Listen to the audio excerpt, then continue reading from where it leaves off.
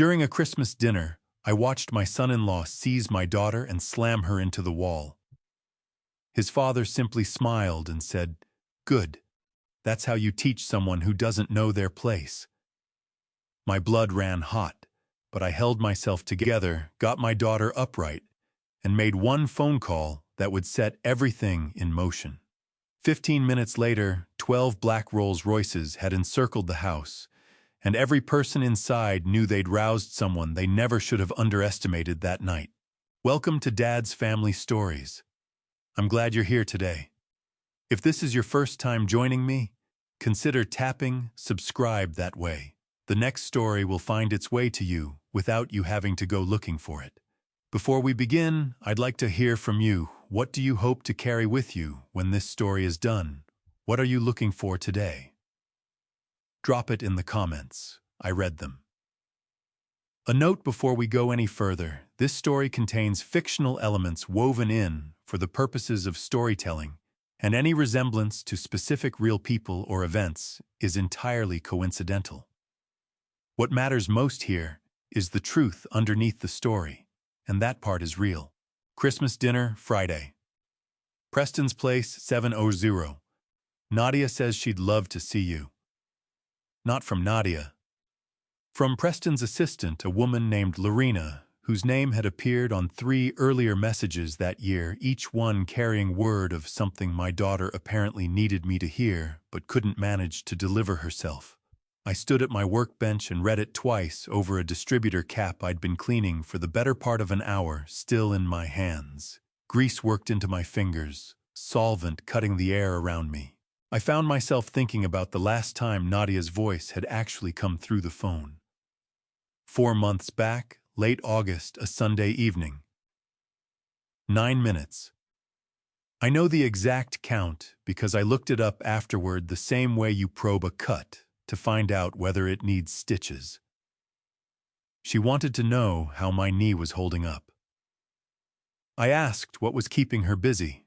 What she told me was that she'd stepped away from work, that she and Preston had figured it made better sense for her to be home.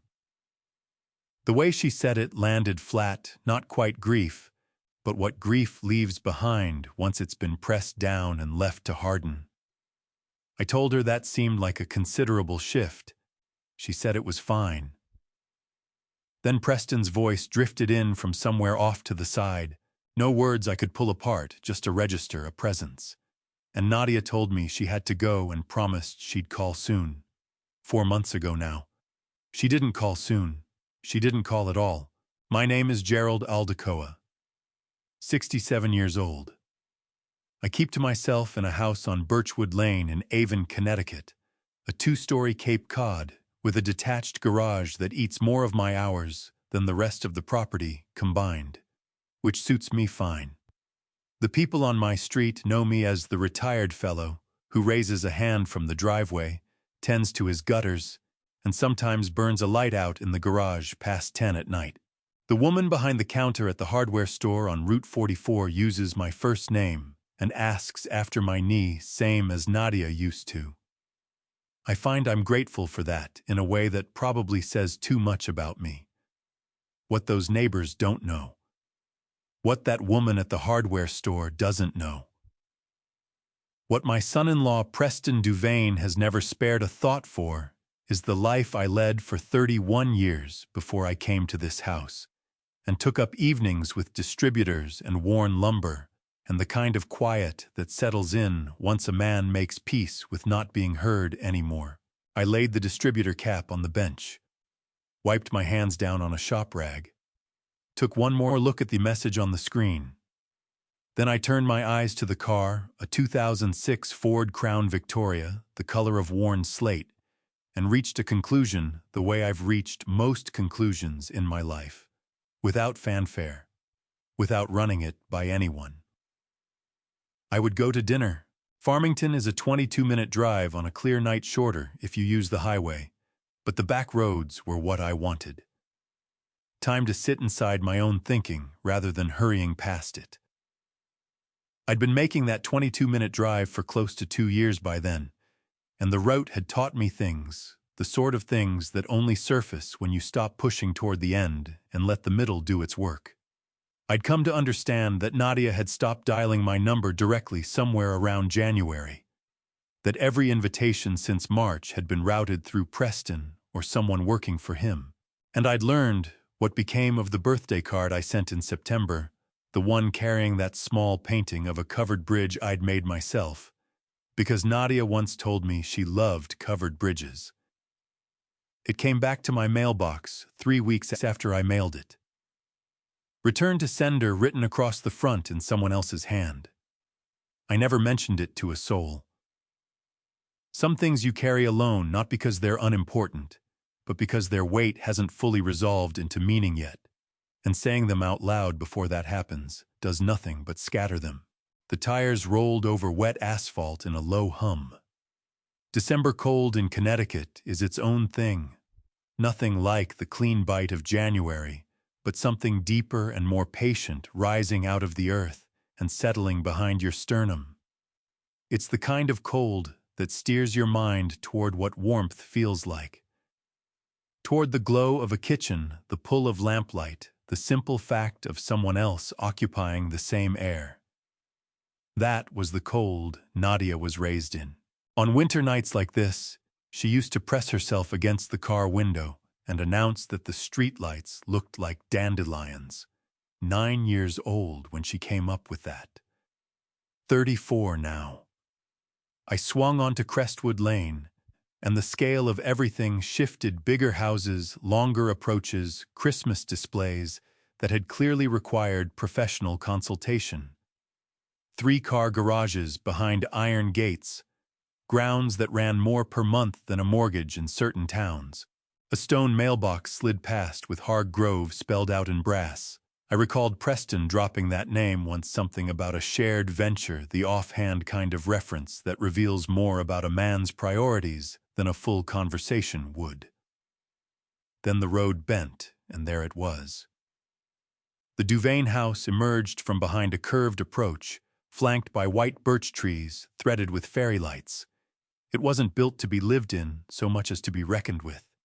Stone all the way across the front windows, running floor to ceiling, a front entrance that had cost more than my car.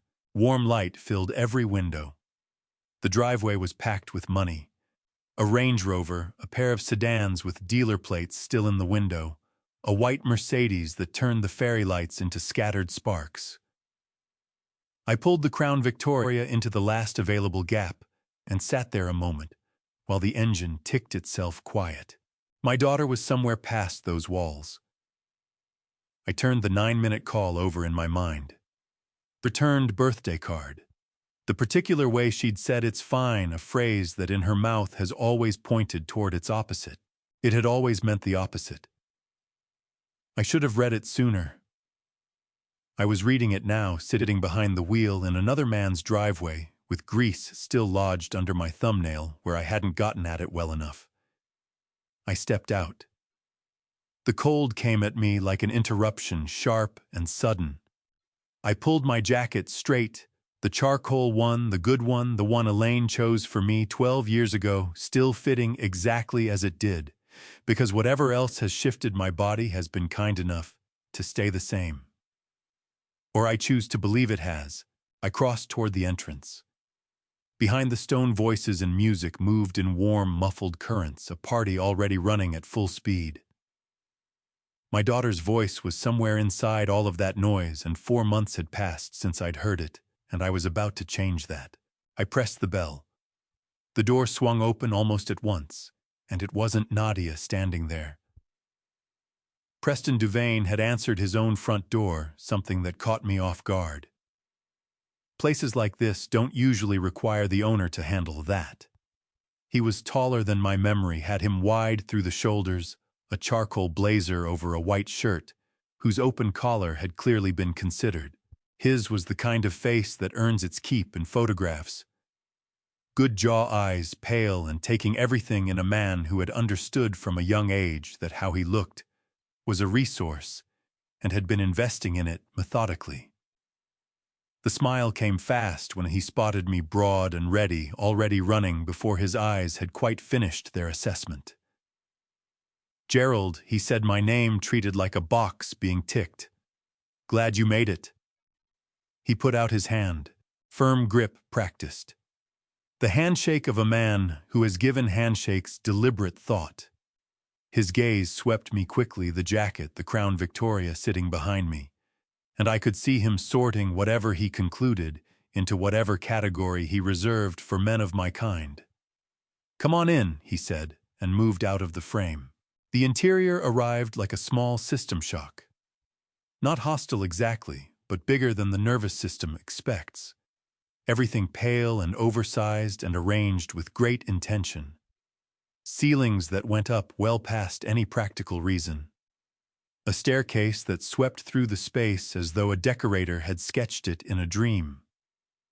Furnishings selected by someone whose profession was selection. Each room coordinated in a way no actual family home quite achieves, because families collect things over time, whereas this place had been assembled all at once. A Christmas tree stood in the corner of the living room, 14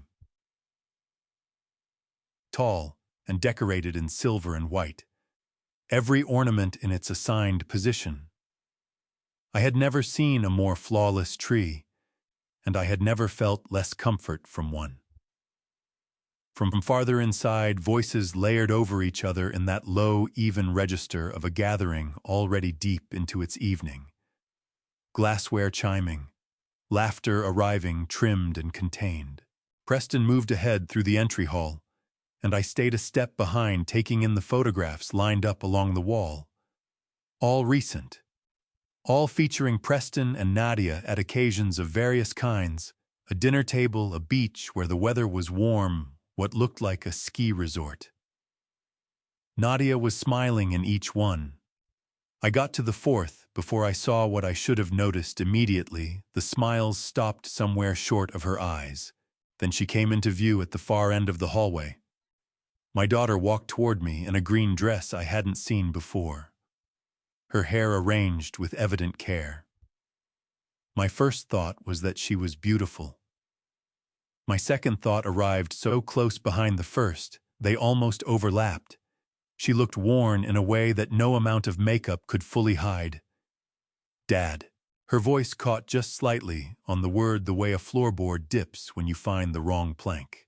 She put her arms around me, and I held on a beat longer than she'd counted on, long enough to feel the breath leave her body against my shoulder. The perfume was unfamiliar. The one she'd worn when she had her own apartment, the one Elaine had given her for her 25th birthday, had carried orange and something warmer beneath it. This was something else. Chosen for a different reason maybe, or chosen to suit someone else, which in the end is the same thing. You look wonderful.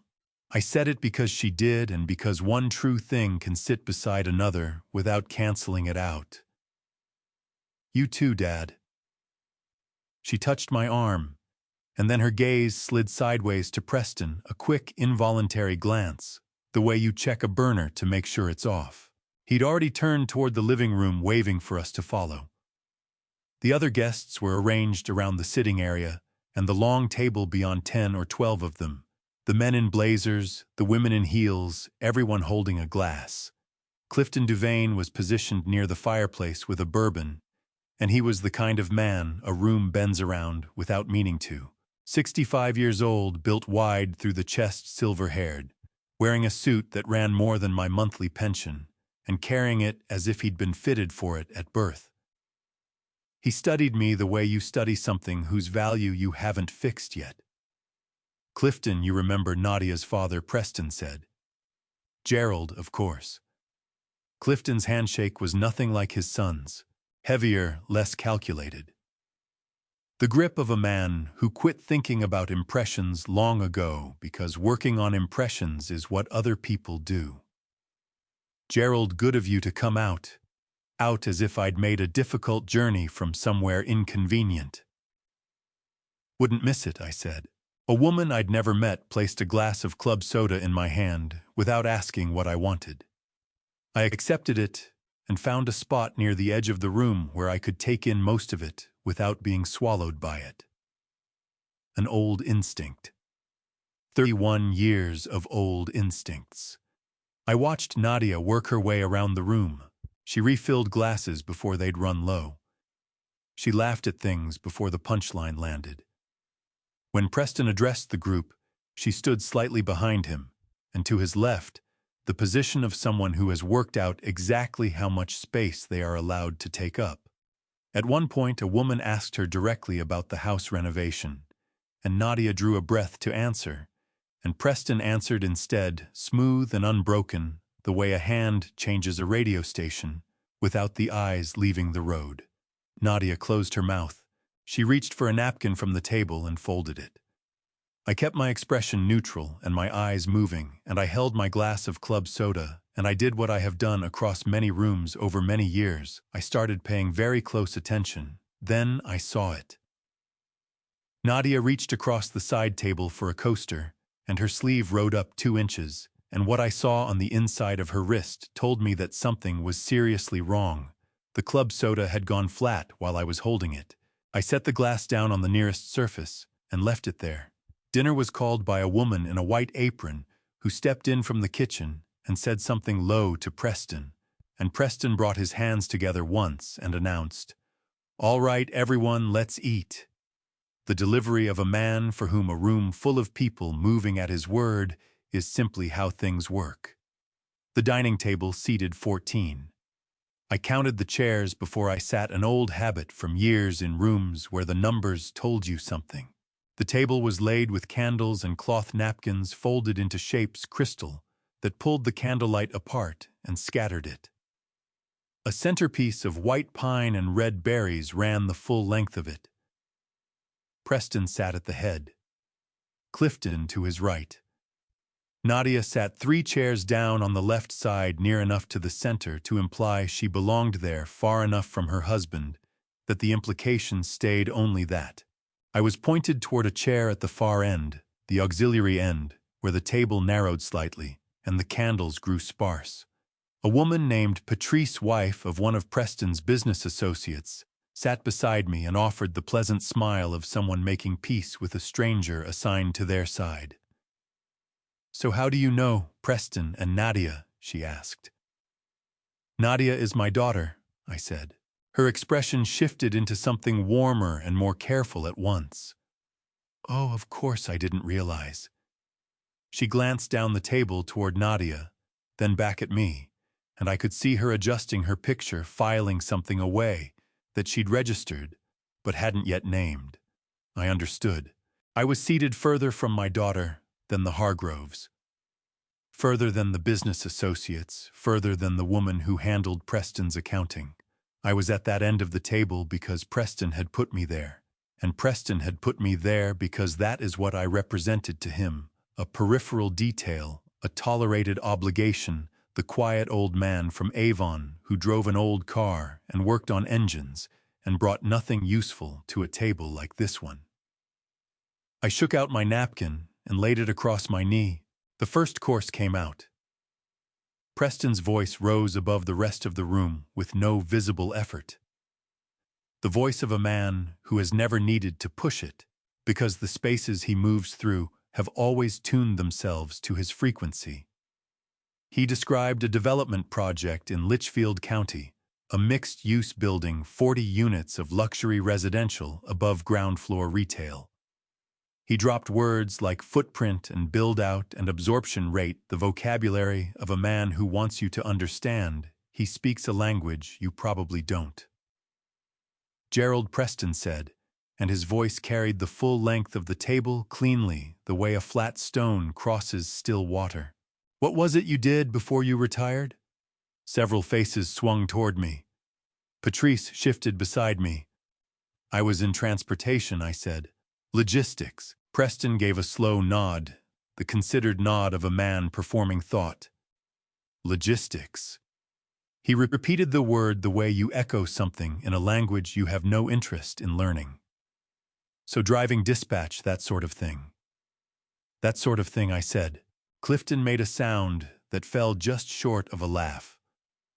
"Honest work," he said in the tone men use when they mean the work of people who didn't have better options. "Nothing wrong with keeping the wheels moving. Somebody has to, and somebody does. I agreed. Preston smiled at his father, and then let the smile open up to the table. I always say the backbone of any economy is the people doing the ground-level work. Without them, none of the rest of it holds together. He gestured loosely in my direction, as he spoke, an open-handed gesture, generous in the way a man tossing change at a fountain is generous. He lifted his wineglass. To the ground-level work. 2 or 3 voices took it up. Glasses rose. I raised my water and touched it to nothing. I looked at Nadia. She was studying her plate. Her fork moved through the food in small, aimless passes, the motion of someone who has learned to look like they're eating without actually committing to it. There was a tension across her shoulders that I recognized now with the sharp clarity of a man who should have recognized it months earlier. The tension of a person who has spent so long reading the emotional temperature of every room they enter that their body no longer knows how to stop doing it. I thought about the table we had when Nadia was growing up. A round walnut table I bought second-hand from an estate sale in Meriden the year after Elaine and I moved to Avon. It had a burn mark on one edge from a candle that tipped during a power outage in '98 and a scratch along the side from the time Nadia decided at age 7 to teach herself to roller skate in the dining room. We ate every dinner at that table for 14 years. Nobody was placed at the far end. There was no far end. It was a circle. The development in Litchfield County, one of the guests said, pulling the thread back to Preston. Is that the one you were talking about last spring, the Millbrook project? Preston's face moved through something fast, a tightening around the eyes gone before most of the table would have caught it. We rebranded that one, he said without missing a beat. New partners, new direction. The fundamentals are solid. I heard there were some delays, the man said. Construction always has delays. Preston's voice held steady, but his right hand found the stem of his wineglass and gripped it. What matters is where we're positioned long-term. Clifton, tell them about the Hartford opportunity. Clifton began to speak, and the table's attention swung as one the way fish turn together in open water, and Preston's hand eased off the glass, and I took in every bit of it and said nothing and filed it all away. There, at the far end of the table in the seat I'd been assigned, I was precisely where Preston wanted me. He had no way of knowing it was precisely where I wanted to be too. The conversation moved the way dinner conversations always do, through business and weather and the careful optimism people put on at Christmas, until a woman across the table, one of the associates' wives' pearl earrings and a genuine face, turned toward Nadia and asked, "Are you still doing that interior design work? I remember Preston mentioning it at the Hargroves last spring." Nadia sat up straighter. Something crossed her face, brief, unguarded, the look of someone asked about a place they used to belong to and no longer do. "I actually stepped back from that," she said. "We decided it made more sense for me to. Nadia's focus is the home now," Preston said from 3 chairs down, not lifting his eyes from his plate. His tone was pleasant and definitive, the voice of a man reading from a decision that had already been made. Running a house like this properly is genuinely a full-time job. She's extraordinary at it. The woman with the pearl earrings smiled at Nadia. "That's lovely." Nadia smiled back. "Thank you," she said, and reached for her fork, and I watched something close behind her eyes. I thought back to the phone call. Nadia's voice through the line, carrying that particular quality I had spent 67 years learning to read in the people I love. She told me she was thinking about pulling back from her clients, that Preston felt the house required more of her attention, that it made better financial sense for her to put her energy into their shared life, rather than building something of her own. I asked her what she wanted. She paused for exactly 4 seconds. I counted them. "I think this is the right move for us," she said. "Not for me. For us." the pronoun of a woman who has stopped placing herself at the center of her own sentences. Nadia had graduated at the top of her class from Quinnipiac University with a degree in interior design. She had spent 3 years building a client list, from nothing, driving herself to appointments in a car with a broken heater, hauling sample books up 4 flights of stairs, in buildings with no elevators, returning calls within the hour because she understood that being reachable was what set her apart. She had phoned me one evening from a parking lot in New Haven, barely able to form full sentences from excitement, because a client had referred her to a hotel group looking to redesign 2 properties in Hartford. That was 4 years ago. She was 30 years old building something that was hers, and she was happy in the particular way of a person doing exactly what they were shaped to do. Preston proposed 8 months later. I had liked him at first. That is the honest account, and I won't sand the edges off it. He was charming and attentive, and he looked at my daughter the way a man looks at something he values, and I had mistaken that look for love when it was really something closer to ownership. Those 2 things can look nearly identical at a distance. It is only when you are close enough, patient enough, and seated at the far end of a long table on a Friday evening in December that you start to make out the difference. She designed the entire East Wing herself. Preston went on, turning to the pearl earrings woman, now speaking about Nadia as though she were a feature of the house rather than someone sitting at the table. The tile in the main bathroom, the built-ins in my office, all of it. Remarkable eye. It really is beautiful, the woman said, looking at Nadia with warmth. Thank you, Nadia said again. The same 2 words. The same closed door. I watched Preston reach across and rest his hand on Nadia's shoulder. From across the table it read as affection, the kind of gesture you might capture in a photograph as evidence of a happy marriage. But Nadia's body answered the way it had answered his touch in the entryway. A nearly invisible stiffening, a gathering of tension in the muscles just beneath the surface. The involuntary language of someone whose body has understood something the mind is still working through. She did not lean into his hand. She did not pull away from it either. She had learned to go very still.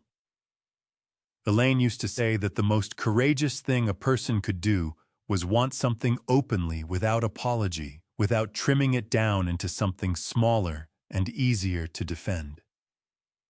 She said this to Nadia when Nadia was 15 and ashamed to tell her friends she wanted to study art. You must never let anyone talk you into wanting less than what you actually want, she said, because the wanting is not the problem.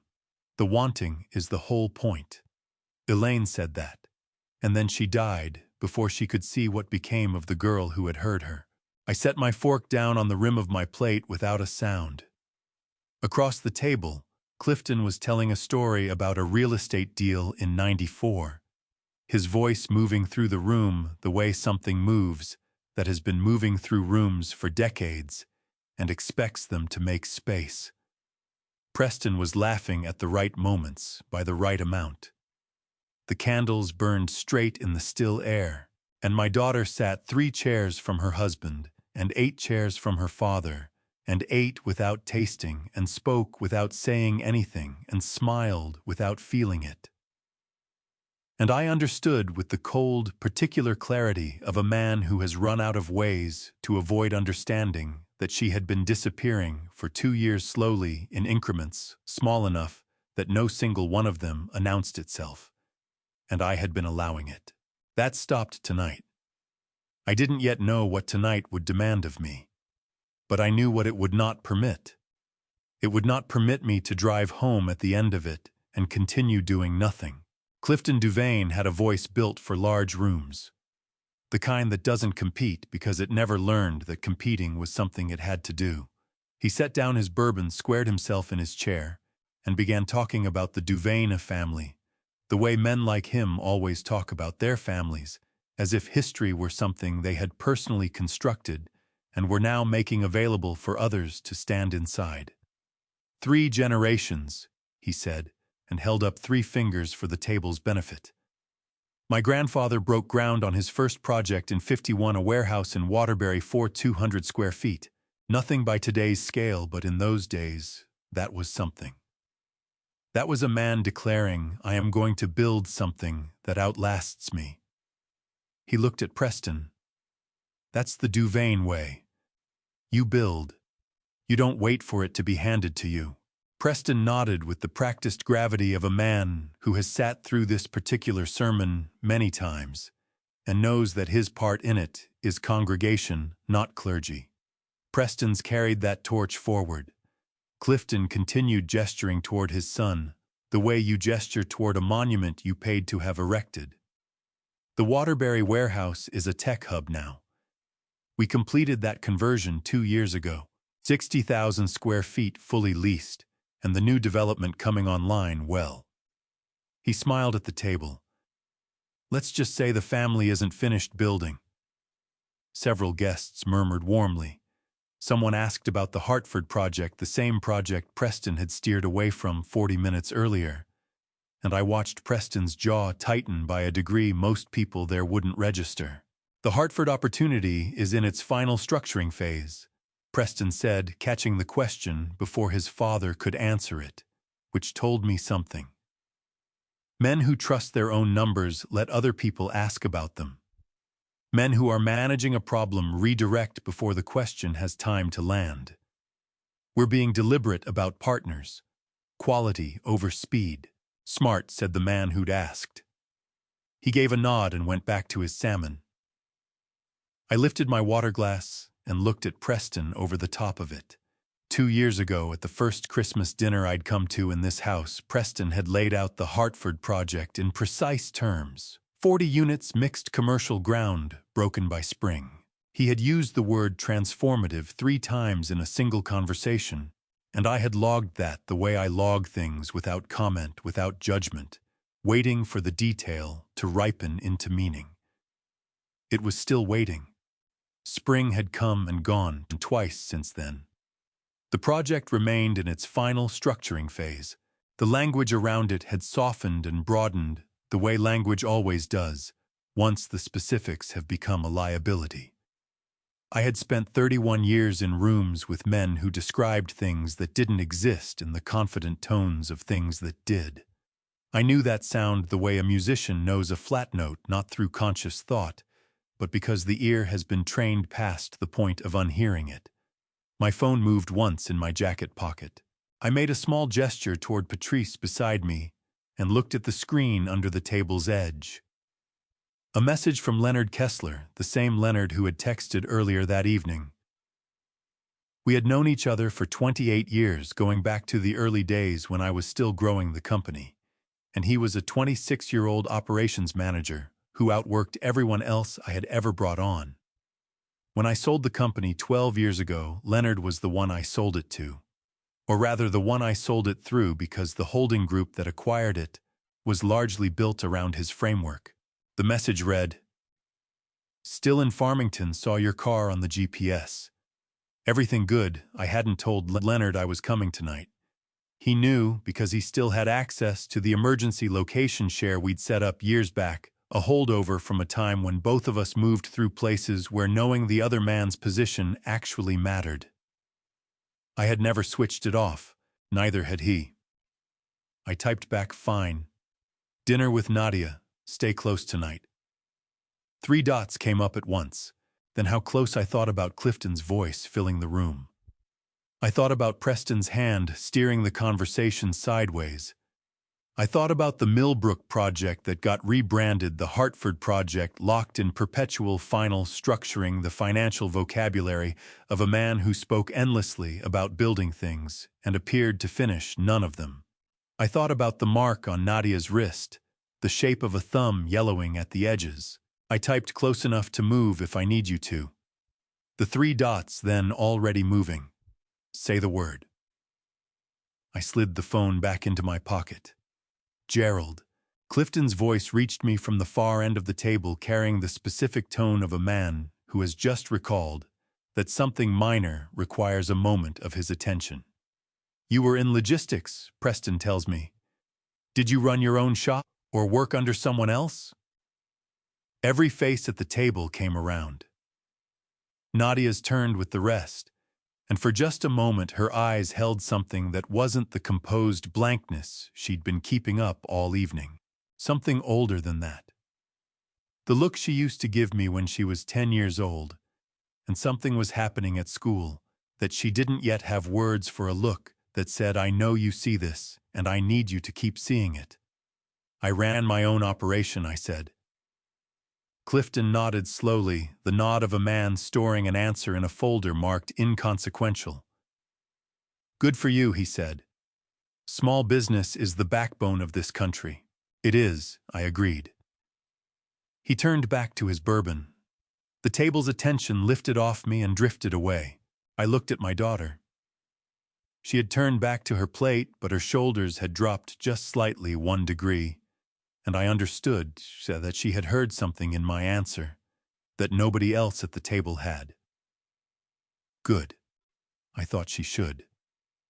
Preston waited until Clifton had finished his bourbon, and the table had settled back into the easy murmur of the second course, before he leaned in his chair and looked down the full length of the table at me with the expression of a man who has elected to be generous. So Gerald, he said, pitched just loud enough that the 6 nearest guests could catch it without it seeming like the point. Dad asks what you did. You said logistics, but what does that mean, day-to-day routing scheduling? What was the actual operation? There was nothing hostile in his voice. That was precisely the skill of it.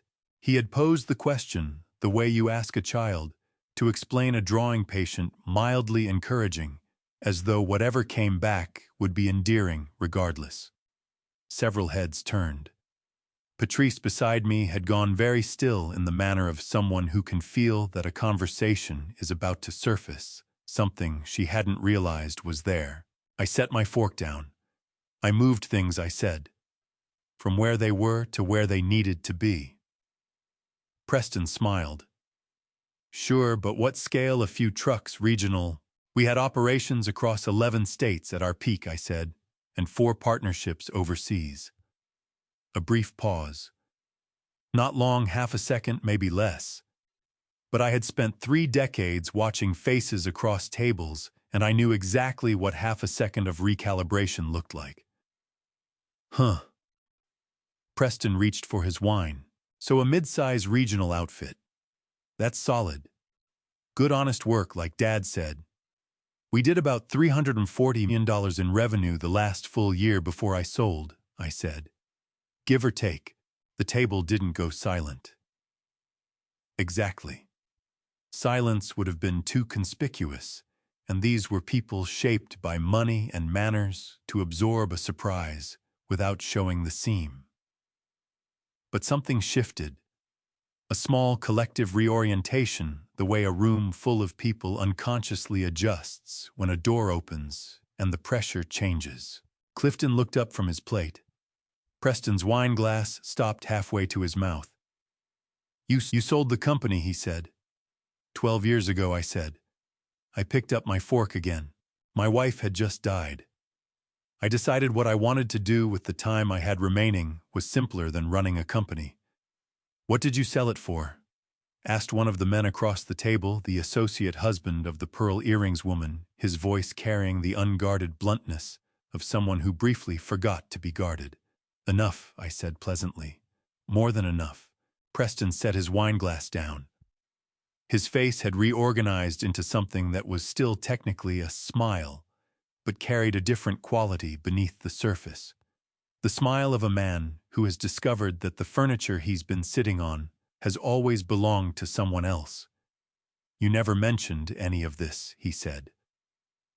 And the remark was aimed at Nadia, not at me, with an edge that was small but present, a blade held flat so it wouldn't catch the light.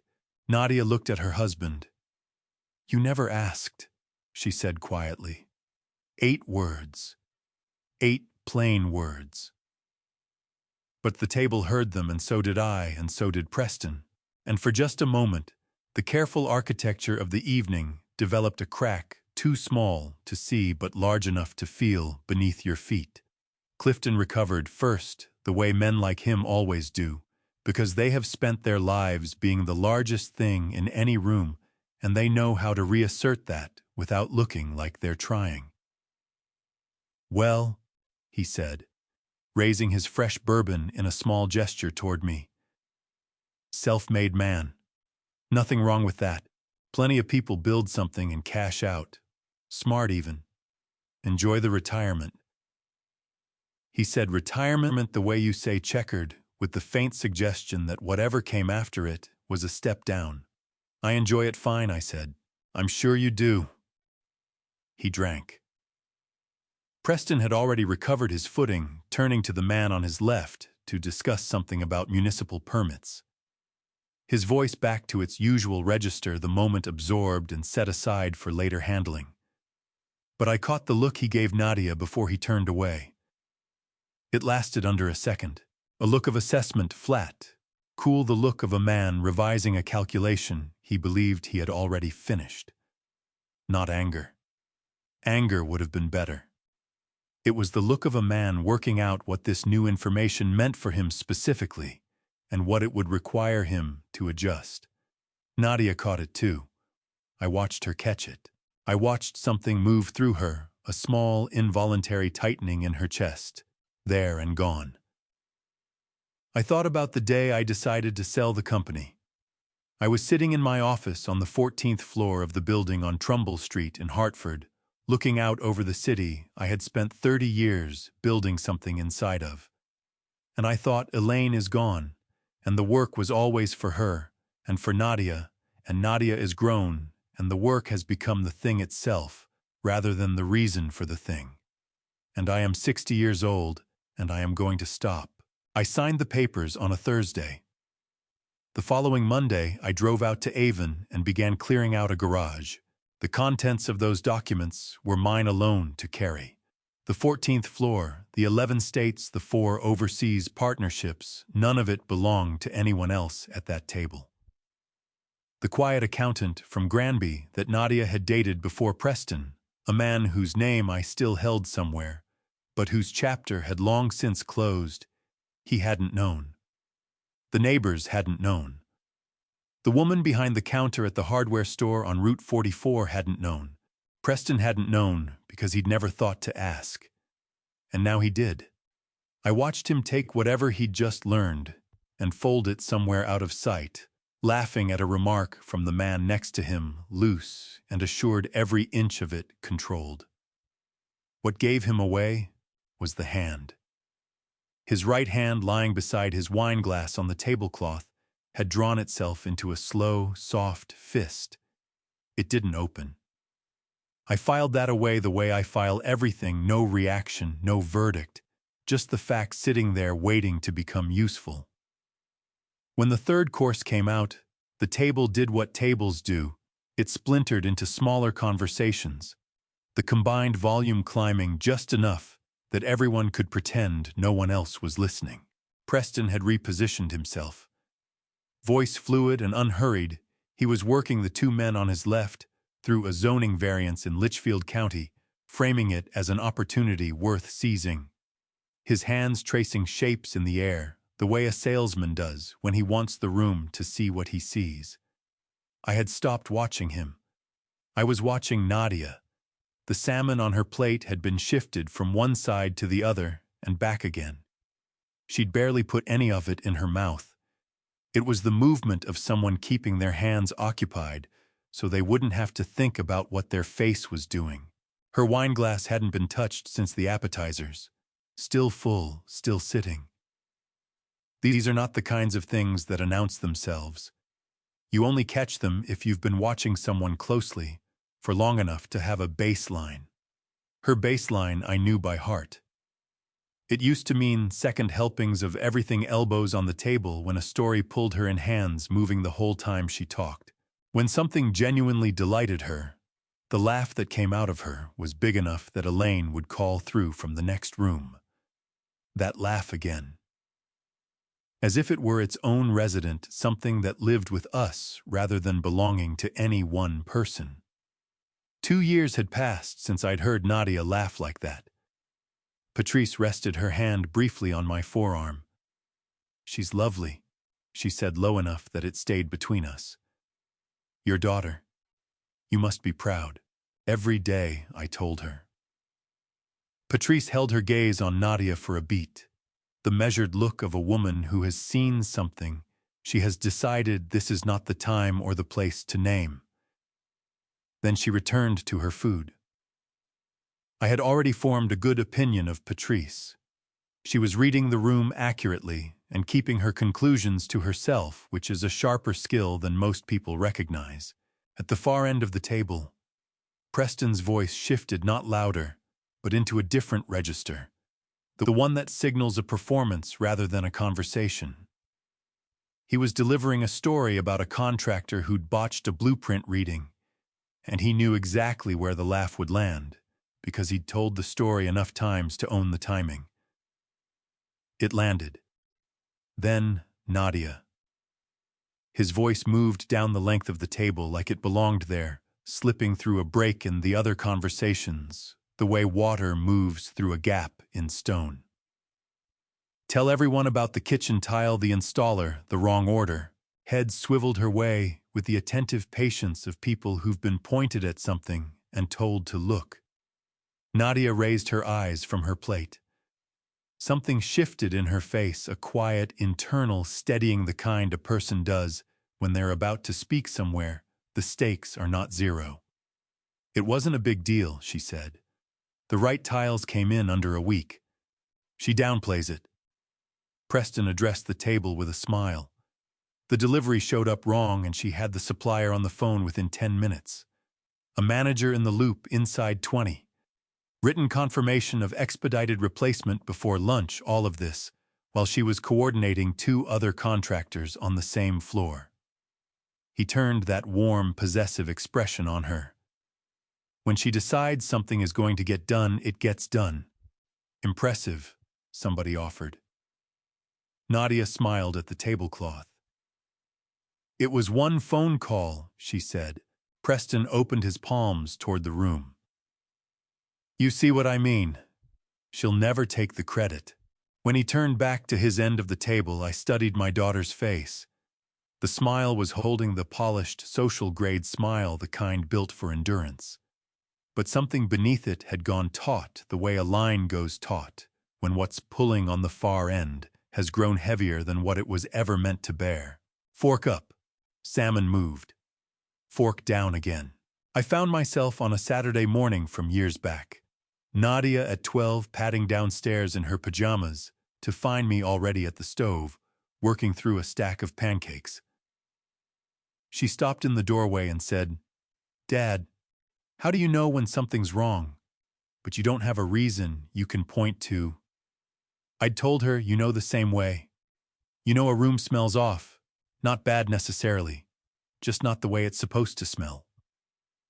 She chewed on that for a moment. Then she said, "Okay," came and sat down and worked through 4 pancakes without another word about it. That exchange had surfaced in my mind more than once across the decades. It was surfacing now.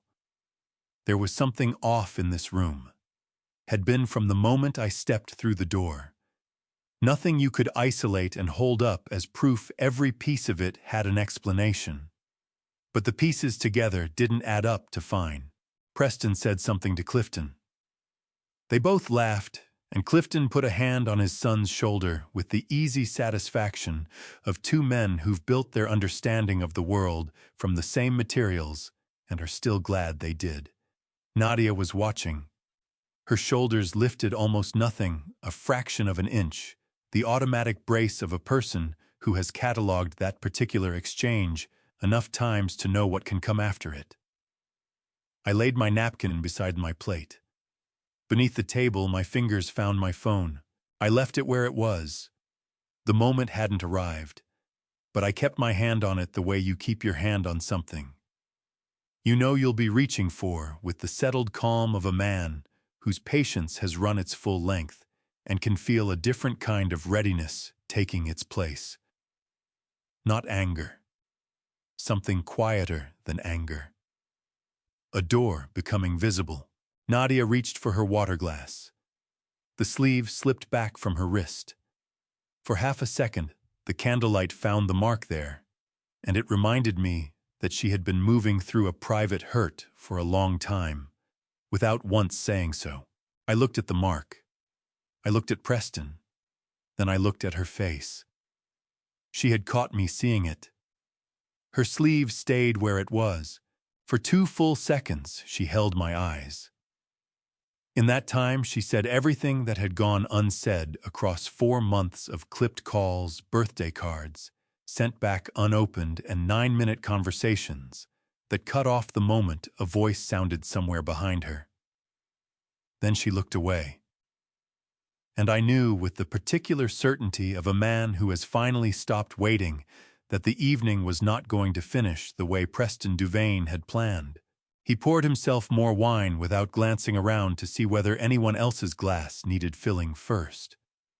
A minor thing, the kind that carries no weight by itself and considerable weight when you've been counting them.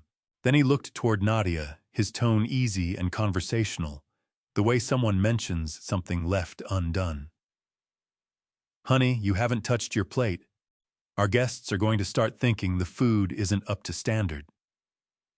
Faces turned her direction with the considerate attention of people who've been handed an opening to notice something. Nadia looked down at her plate, then up at Preston. Then she did something I had not watched her do in 2 full years. She gave him nothing. She didn't reshape her face to fit the moment he was creating. "I'm not hungry," she said. "You haven't had anything since this morning." His voice was mild, measured, the voice of a man engineering the impression of reasonableness for an audience. "You should eat, Nadia. You know how you get." That last sentence sat down in the room and didn't leave. "You know how you get." 4 words with a whole structure hidden inside them. The suggestion that her moods were forces of nature she couldn't govern, that her appetite or the absence of it was a symptom, something he'd learned to manage, proof that he was steady and she was unpredictable. Patrice's fork went still. Nadia's jaw tightened. 1 degree. Almost nothing. I caught it because I have been watching that jaw for 47 years and I know its full range. "I'm not hungry, Preston," she said. "Nadia." Half a register lower, the pleasantness still intact on the surface, but with something firm underneath it. Now a line being drawn in the space beneath the actual words. "We have guests. I'm aware we have guests." She placed her fork on the plate, not a slam. Nothing careless, just a precise and deliberate sound, the sound of something being set down by someone who means it. "I have been sitting at this table with your guests for 3 hours. I have smiled at your guests. I have answered their questions, or I have begun to answer them, and you have stepped in and finished for me, and I have smiled through that as well." Her voice hadn't climbed a single notch. If anything, it had descended, found a register below ordinary speech. The register of a woman who has learned that stillness can carry more force than volume. "I am not hungry." That is a complete sentence. It does not require anyone to manage it. The table had gone the specific kind of quiet that happens when every person present is working hard to appear as though they aren't listening, while in fact listening with everything they have. Clifton set his bourbon glass down with deliberate care. Something moved through Preston's face across the span of 2 seconds, a rapid internal negotiation between the self he curated for rooms like this one and whatever existed beneath the curation. The curated version held. Barely. "Oh, sweetheart." He offered the table a smile, the smile of a man sharing a private frustration he finds endearing. She gets this way when she's overtired. "Nadia, why don't you slip away and lie down for a bit?" "I don't want to lie down." Her hands had come to rest flat on the tablecloth, both palms pressed lightly against the surface, as though she were bracing against a movement only she could detect. "I don't want to go to another room. I don't want to come back in a few minutes and be smoothed out into someone different from who I am sitting here right now." She looked at her husband across the candlelight, across the crystal, and the white pine centerpiece, and the Christmas tree burning in the next room with all its careful, curated light. All of it, the whole constructed architecture of the existence he'd built around her. I don't want any of this. I haven't wanted it for a long time. I just didn't know how to say that until tonight, sitting here with my father watching me not eat. The room held its breath. Preston's smile was gone. What replaced it wasn't anger, not yet. It was something colder, more deliberate, the expression of a man rapidly calculating how much damage has been done and what the available options are. "We are not doing this here," he said, his voice low and controlled. "You said we have guests," Nadia said. "So here appears to be where we are." Clifton made a sound low and purposeful, not a word, exactly more a clearing of the throat that in his vocabulary served as a command. He looked at Nadia the way a man looks at something that has moved outside the space allotted to it. "Young lady," he said in the tone of a man who has been deploying that phrase his entire life as a way of making women smaller. "I think perhaps it's been a long evening. Why don't you, Clifton?" Gerald's voice left me before I had consciously chosen to use it. He stopped. I hadn't raised it. I didn't need to.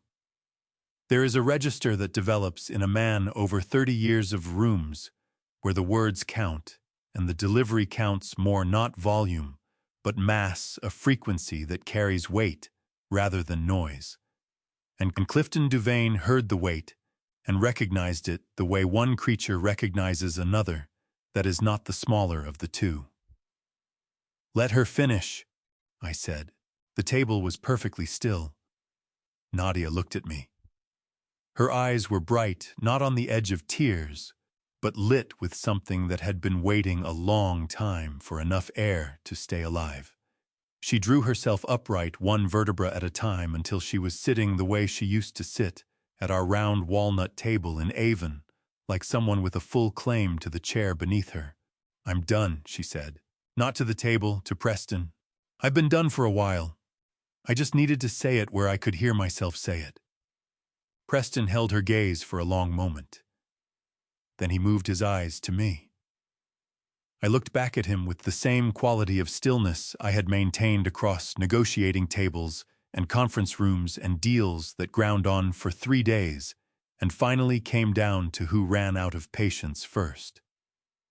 The stillness of a man who has made his decision, has no remaining obligations to hurry, and has nothing left. He is trying to prove. Preston was the one who looked away. He stood up. No one had signaled that the evening was ending. The other guests hadn't stirred. The candles were still going in their holders, the Christmas tree still lit in the adjoining room, and the woman in the white apron was still somewhere back in the kitchen. None of the customary signs that precede a man pushing back from a table were present. He simply rose, and the act of rising changed something in the room, the way a shift in barometric pressure changes the air before weather arrives. Not announced, not loud, but different in a way the body understands before the mind has caught up. Nadia felt it. I watched her feel it. Her hands, which had been lying open on the table, withdrew to her lap, and her posture tightened by a degree, the unconscious contraction of a person who has trained themselves to take up less space when the atmosphere in a room shifts in a certain direction. "Excuse us," Preston said to the table, the performance still in place, the smile surviving though stretched thinner now at the corners. "Nadia and I just need a moment." He came around the table toward her, unhurried, self-possessed, the movement of a man who understands that the room is his and he is simply crossing it. Patrice's fingers found her water glass and closed around it without lifting it. Clifton watched his son with the look of a man observing a chess move he has seen before and considers sound. "Preston." My voice came out flat and quiet. "Sit down." He did not sit down. He reached Nadia's chair and positioned himself behind it, and said something to her. Something angled downward, meant to travel no further than her ears. Whatever it was, the muscles along the back of her neck pulled taut in a way I could feel from the far end of the table. Nadia pushed her chair back and stood. Whether she stood because she chose to, or because staying seated felt like the more dangerous option, I cannot say with certainty. I have turned that question over many times since, and a clean answer has never come. What followed took less than 4 seconds. I know because I counted the way I have counted things across an entire professional life, the way you count when the number is going to matter, and you already know someone will ask you to account for it.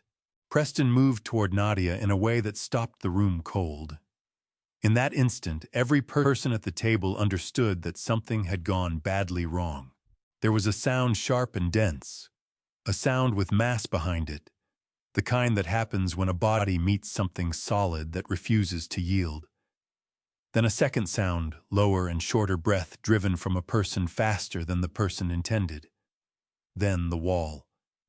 I could see the crack from where I sat, a clean fracture in the drywall 6 inches long, at the height of a shoulder. I looked at the crack. I looked at my daughter. I measured the distance between where she had been standing and where she was now. And something caught fire in my chest, that 31 years of professional composure had never fully smothered something that predated patience, something louder than anything I had felt in a very long time. Nadia had slid down the wall and was on one knee, one hand pressed flat against the floor to hold herself there. Her eyes were wide. Her breath was coming in short, shallow intervals. She was looking at Preston with an expression I had never once seen on her face. Not fear, precisely something on the far side of fear, the expression of a person who has passed through fear's door enough times that they no longer feel surprise when they find themselves standing in that room again. Preston straightened his jacket. "Good," said Clifton Duvain from his chair at the right side of the table in the calm and settled voice of a man delivering a judgment he has long since reached. He raised his bourbon and gave his son a single nod. The word went into the room and did not leave. I have heard a great many things in my life.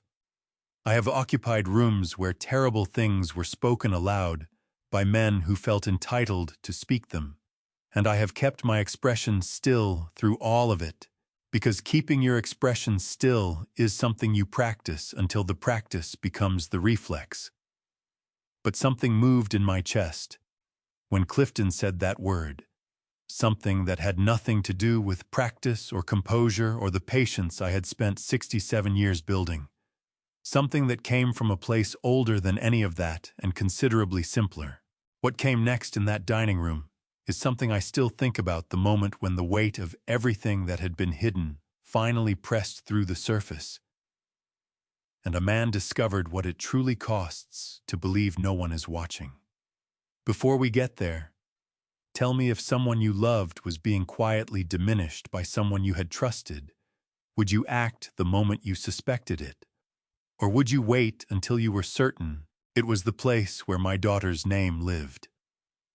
Patrice made a sound, small and involuntary, the sound of a person who has just arrived at an understanding they had been hoping to avoid. One of the other guests pushed back from the table. Nobody said a word. Preston looked at Clifton, and something moved between them.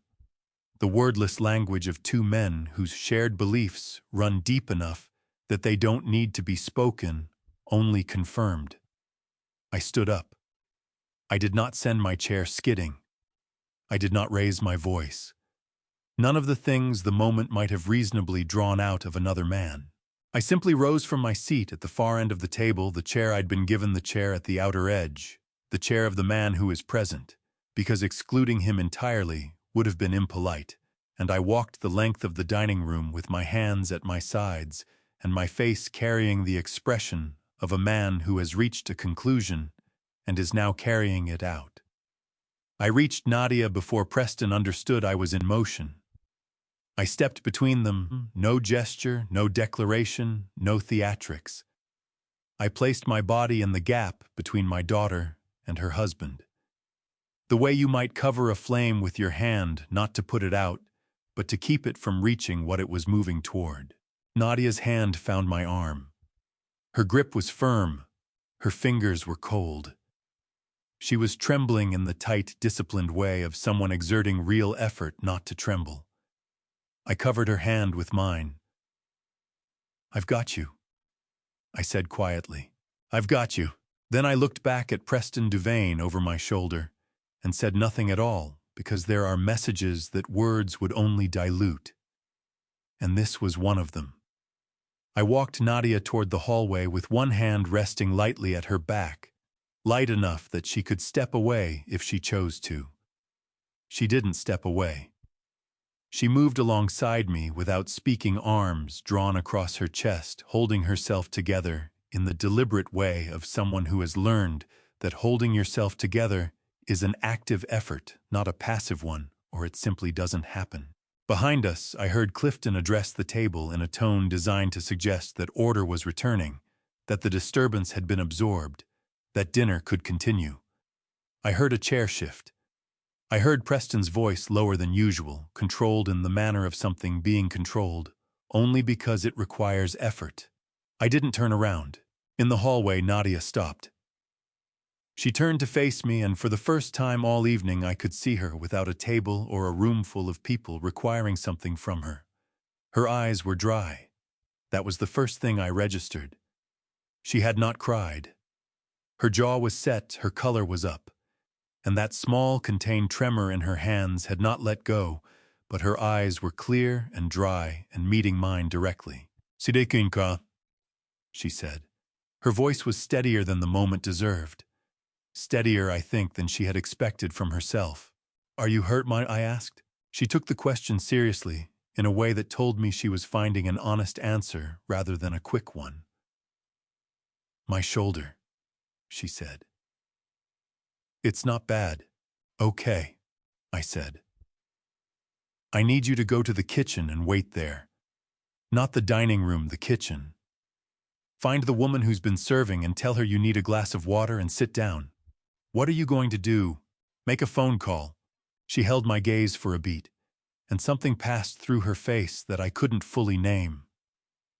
Part of it relief, and underneath that, a grief that had been stored up for a long time, and was only now finding the surface.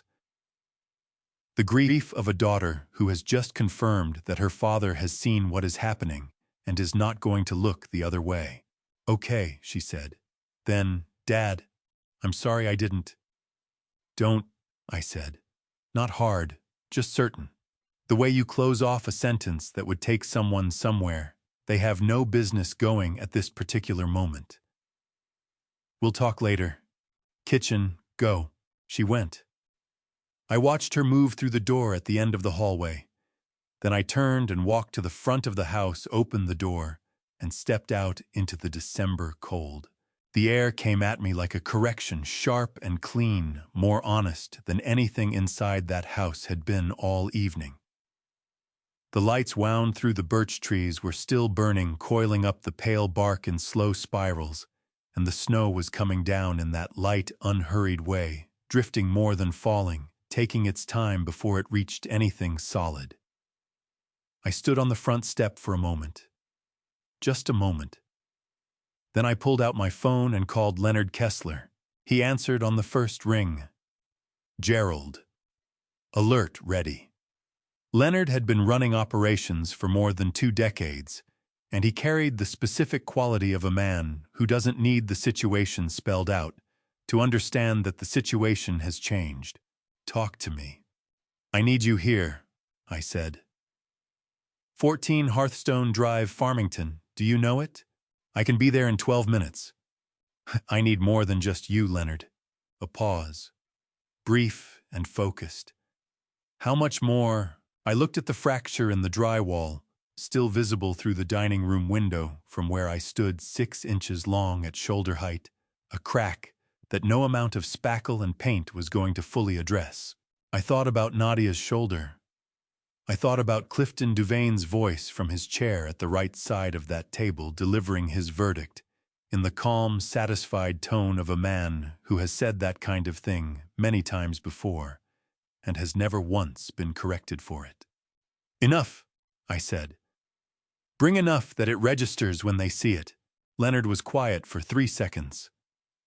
When he came back, his voice had moved into the register I recognized from 30 years back, the register of a man who has been handed a real problem and is already working on it. "Vera Ostroff is in Hartford tonight. I can have her there."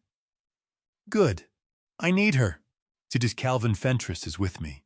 He's been looking at something you're going to want to hear about." "Bring him Leonard." A pause. "Is Nadia all right?" I looked back at the front of the house. Through the tall windows, I could make out the edge of the dining room candles still burning. Guests still seated, the performance of normalcy proceeding on schedule. Somewhere past the hallway in the kitchen, my daughter was sitting with a glass of water and a trembling that had not stopped. "She will be," I said. "In 12 minutes, Gerald. Keep your phone on." "Always do." I ended the call and stood in the snow for another minute. Not because I needed more time, because the cold was honest in a way I required before going back inside, before settling myself back at the end of that table and waiting. And that waiting was what demanded the most. More than the call, more than walking the length of that dining room, more than any single thing I had done. 31 years had taught me that the most dangerous move a man can make is to act before the moment is prepared for him. That the distance between effective and reckless is almost always patience. That the men who prevailed in the rooms I inhabited were not the most forceful or the most vocal. They were the ones who understood that timing is the variable that controls everything else, and who could hold themselves in place until it arrived. The timing was 15 minutes out. I put my phone away. I knocked the snow from my shoulders. I went back inside, moved down the hallway, and returned to my chair at the far end of the table. Preston looked at me. I lifted my water glass, drank slowly, set it back down, and let my gaze rest on nothing in particular, the way a man looks when he has no urgency and no point left to make. Preston looked away first. Again. I counted the minutes. 7:52. I know the exact time because I checked my watch when I sat back down the old Belova my father gave me the year I started the company.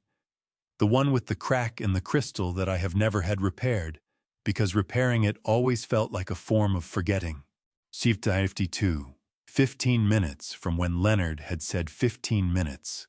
Preston had reclaimed his position at the head of the table, with the practiced ease of a man who has learned that the most efficient way to erase an incident is to proceed as though it never occurred.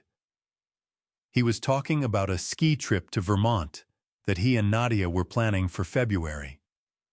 His voice carrying the warm, proprietary enthusiasm of someone describing a future he had already purchased and fully intended to enjoy on his own terms. Nadia had not come back from the kitchen. Nobody mentioned it. That was what settled in me like a stone as I took in the faces around that table. 10 people educated, well-dressed, equipped with the ordinary moral instincts that most human beings carry. And not one of them had said a word. Not to Preston, not to Clifton, not to me. They had reorganized themselves around what had happened the way water moves around something in its path smoothly without acknowledgement, because acknowledgement would have required something from them that was simply easier to withhold. Patrice was the exception. She wasn't talking. She sat with her hands folded in her lap, her food untouched, her eyes moving between Preston and the hallway door with the deliberate attention of a woman in the middle of deciding something. I respected that. I said nothing to her about it. But I respected it. 7:56. Preston was describing the lodge, the amenities, the mountain views from the master suite. Clifton cut in twice with comparisons to a place he preferred in Stowe, and Preston deferred to his father with the particular attentiveness of a man who has never entirely stopped performing for that one specific audience. The guests laughed at the appropriate moments. Wine was refilled.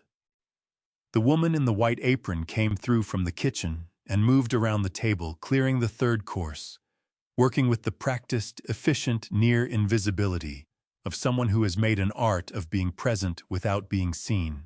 I watched the kitchen door as she came through it. In the brief interval before it swung back shut, I caught a glimpse of Nadia. She was on a stool near the counter holding a glass of water in both hands, the way you hold something when you need an object to hold on to. Her head was bent. The trembling in her hands had quieted. She was breathing with deliberate care, using each breath as a kind of anchor. Then the door swung closed. 7:58. Clifton said something more about the Stowe trip, and one of the men laughed a beat too loudly, the laugh of someone marking time in a conversation they are ready to be finished with. Preston's eyes moved briefly to the hallway door and back. A quick, involuntary check. I logged it the way I log things. He was tracking Nadia's return not out of concern, out of management.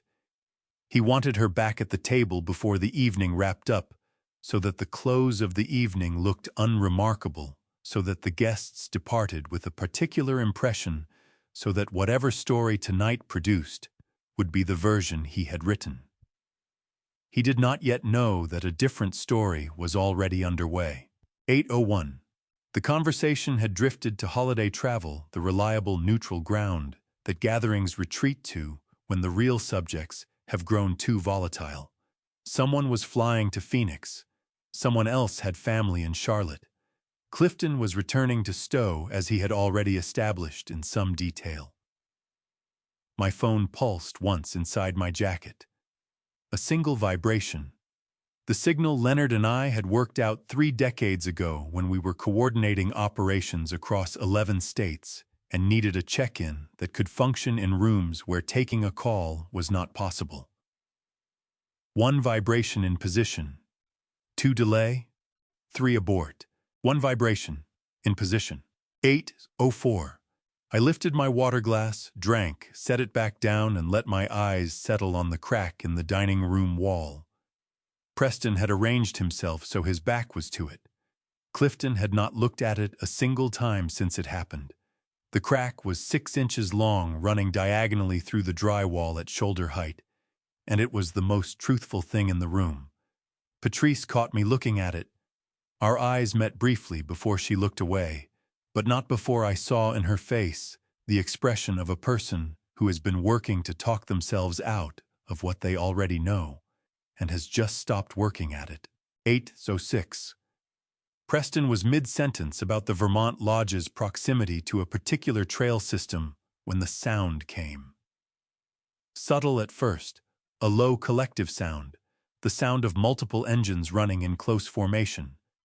The acoustic signature of high-displacement motors at idle, the kind of thing you register in your sternum a moment before your ears catch up. One of the guests slowed mid-conversation, then another. Then the windows began to brighten. Not all at once, gradually, the way dawn arrives, except from the wrong direction and in the wrong color, white, precise, and multiplying. Headlights moved across the birch trees and the snow and the stone face of the house in slow, deliberate sequence, one set after another, until the dining room windows were washed in a reflected light that had no place being there at 8 o'clock on a Friday evening in December. Preston stopped talking. Clifton turned in his chair toward the window.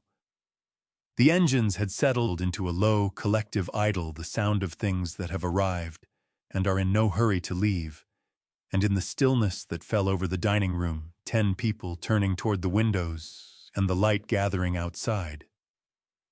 I set my water glass on the table for the last time and folded my hands in front of me. 15 minutes. Leonard Kessler was always precisely on time. Clifton Duvain stood up. In the 3 hours I had spent in that house, I had not seen him rise from his chair for anything. He had remained seated at the right side of the table with the settled authority of a man who believes the world is correctly ordered when it arrives at him. Watching him get to his feet now, turning toward the window with his bourbon still in his hand, and an expression on his face I hadn't seen there before, something between confusion and the first tentative signals of alarm, I understood that the vehicles in the driveway were already doing their first work before a single door had opened. There were 12 of them. I knew because I had asked for 12. And Leonard Kessler had never, in 28 years of working together, delivered anything other than exactly what was asked. They were black, all of them, Rolls-Royce Phantoms arranged along the curved driveway with a precision that suggested choreography, their headlights casting the birch trees and the snow and the stone front of the house in a wash of white that made the fairy lights strung through the branches look thin by comparison. The engines cut simultaneously. That was the detail that landed hardest. Not the vehicles themselves, not their number, the silence that followed when 12 engines stopped at the exact same moment. A silence that somehow carried more mass than the sound had, a silence with weight and intention built into it. One of the guests said quietly, "What is that?" Nobody answered. Preston was already moving toward the front door.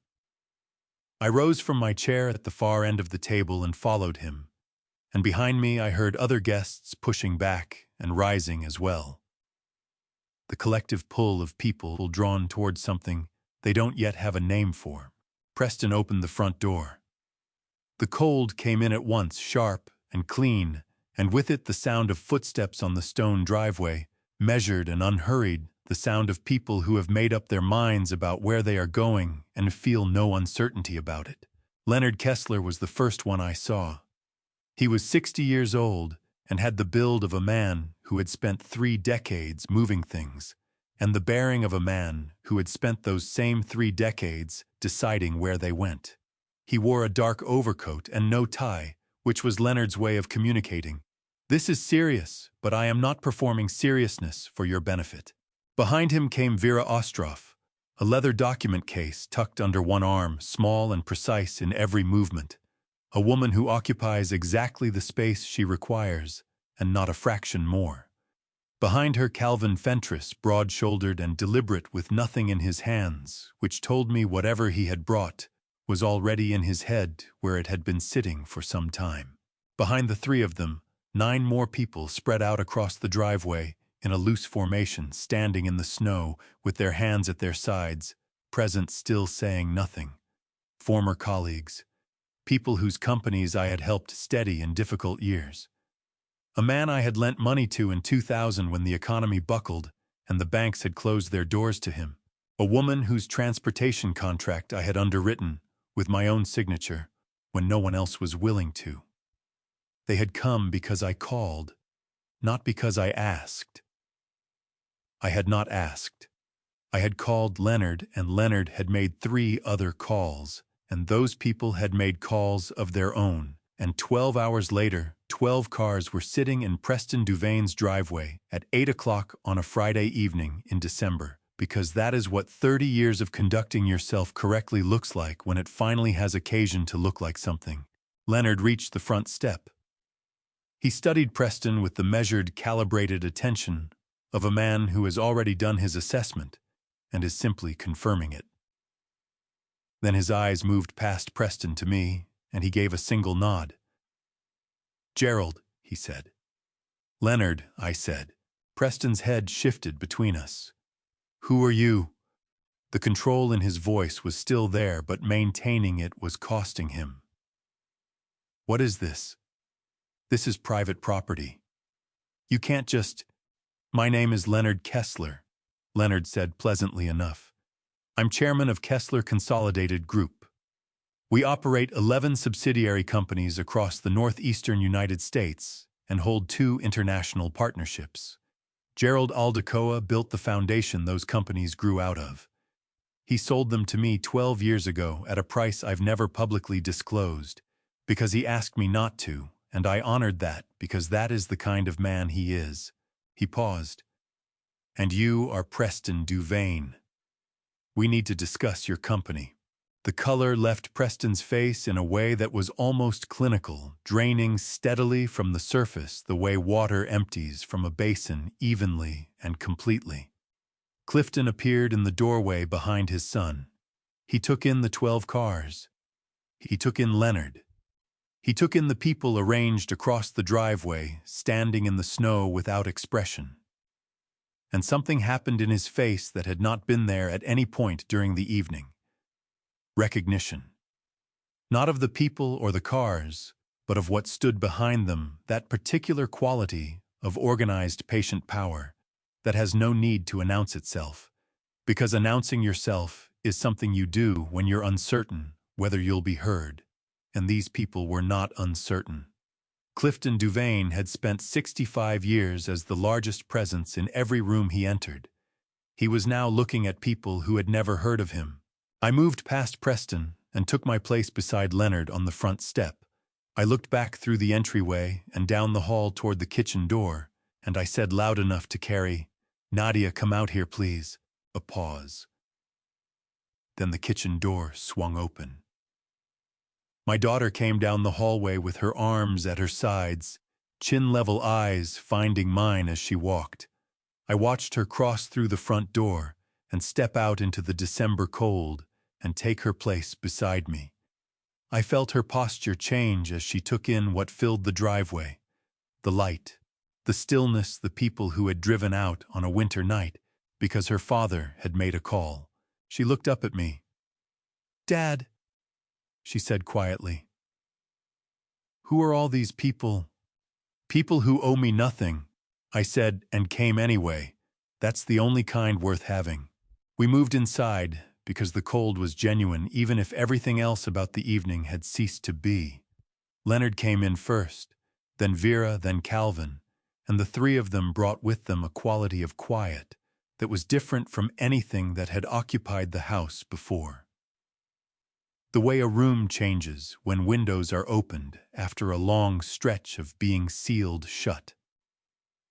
The remaining guests had drifted toward the living room entrance, uncertain whether to leave or stay, doing what people do when they lack sufficient information, which is nothing while they wait for someone to supply it. Preston placed himself in the center of the entryway, arms at his sides. Jaw fixed, the posture of a man who has concluded that holding ground and controlling it are the same thing. "I don't know what you think you're doing," he said to Leonard. "But I want to be clear that whatever this is, it ends here. In my house. On my terms." Leonard regarded him with the patient attention of a man who has heard that sentence or sentences closely related to it more times than he could count, and has never once found it worth adjusting his plans for. "Of course," he said. "Why don't we sit down?" The way he said it made clear that sitting down was not actually being offered as a question. We moved into the living room. Clifton took the armchair nearest the fireplace, the seat of highest authority in the room, and I noticed that his bourbon was gone and had not been replaced, which told me something about where his attention had gone. Nadia settled on the sofa beside me, her arm resting lightly against mine, and I felt her breathing slow, deliberate, the same measured rhythm she had been using in the kitchen as an anchor. Preston stayed on his feet. "Preston," Leonard said with the same pleasantness, "please sit down. What I have to say will take a few minutes, and it will go better for everyone if you're not standing over us while I say it." Something shifted in Preston's face. He sat. Leonard remained standing, which was not by accident. He stood in the center of the room with his hands in his coat pockets and looked at Preston with the level, untroubled gaze of a man who is about to explain something he finds neither dramatic nor complicated, simply true. Gerald Aldecoa started Aldecoa Logistics in 1988, Leonard said. He was 32 years old. He had $14,900 a used truck and a commercial driver's license. By 2002, Aldecoa Logistics was operating in 11 states, employed 412 people, and was generating gross annual revenue of $340 million. In 2006, he structured partnerships with 3 freight operators in Canada, the United Kingdom, and Germany, the first American regional logistics company of its size to do so profitably. The room held its quiet. In 2012, Leonard continued, Gerald sold the company to a holding group that I structured and largely financed. The sale price was never publicly disclosed. I can tell you that it was the largest private logistics transaction in Connecticut state history at the time. I can also tell you that Gerald negotiated terms protecting all 412 of his employees for a minimum of 3 years post-acquisition. He was not required to do that. He did it regardless. Clifton had gone very still in the armchair. Preston was looking at me at the charcoal jacket, the ordinary shoes, the face of a man who had arrived at his house in a 14-year-old car. I could see the arithmetic happening behind his eyes, the painful recalculation of a man who had built an entire evening's worth of behavior on an assumption that was now coming apart. After the sale, Leonard said, Gerald's wife Elaine passed away. He moved to Avon. He worked on things in his garage. He shopped on Tuesdays.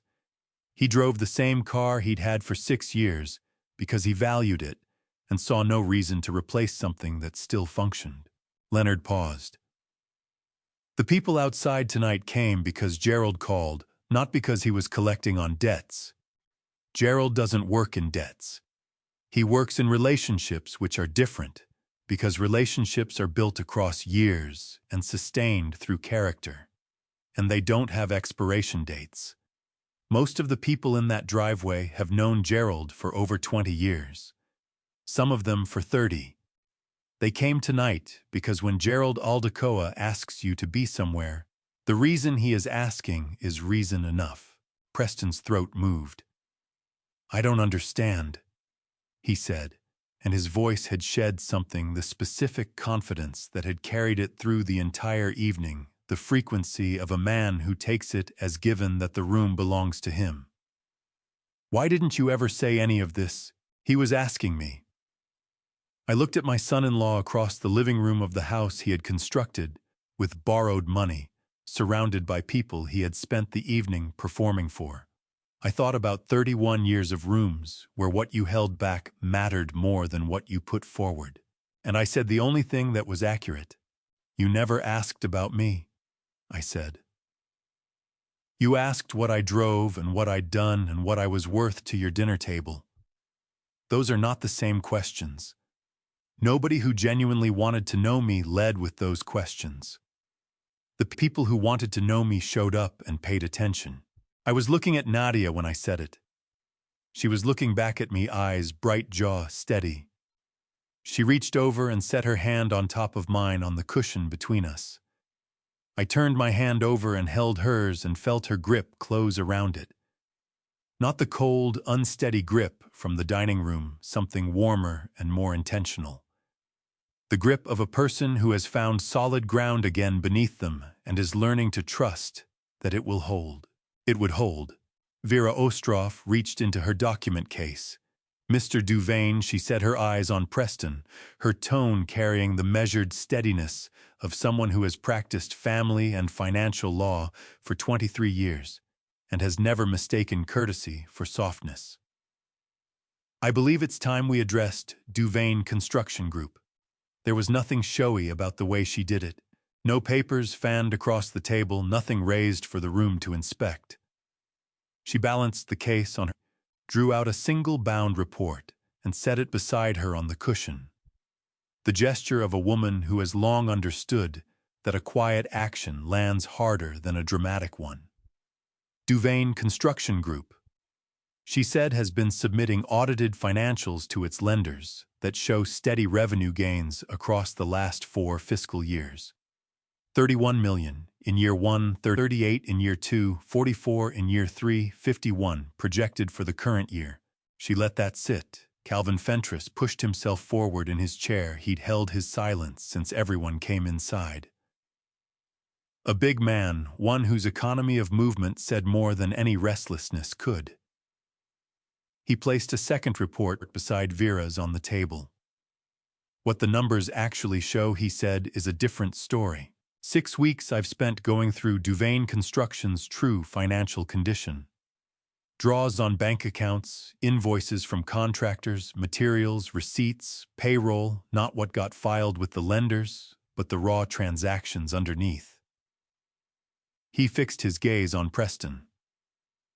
That company hasn't turned a profit in 3 years. Liabilities are running ahead of assets by roughly $1.8 million. 8 months back, 2 active job sites shut down because subcontractors weren't being paid. The Millbrook project, relaunched under a new name in the spring, came to a halt when the lead lender called the note after finding that reported completion rates bore little resemblance to what was actually built. That settled over the room like something heavy dropped from a height.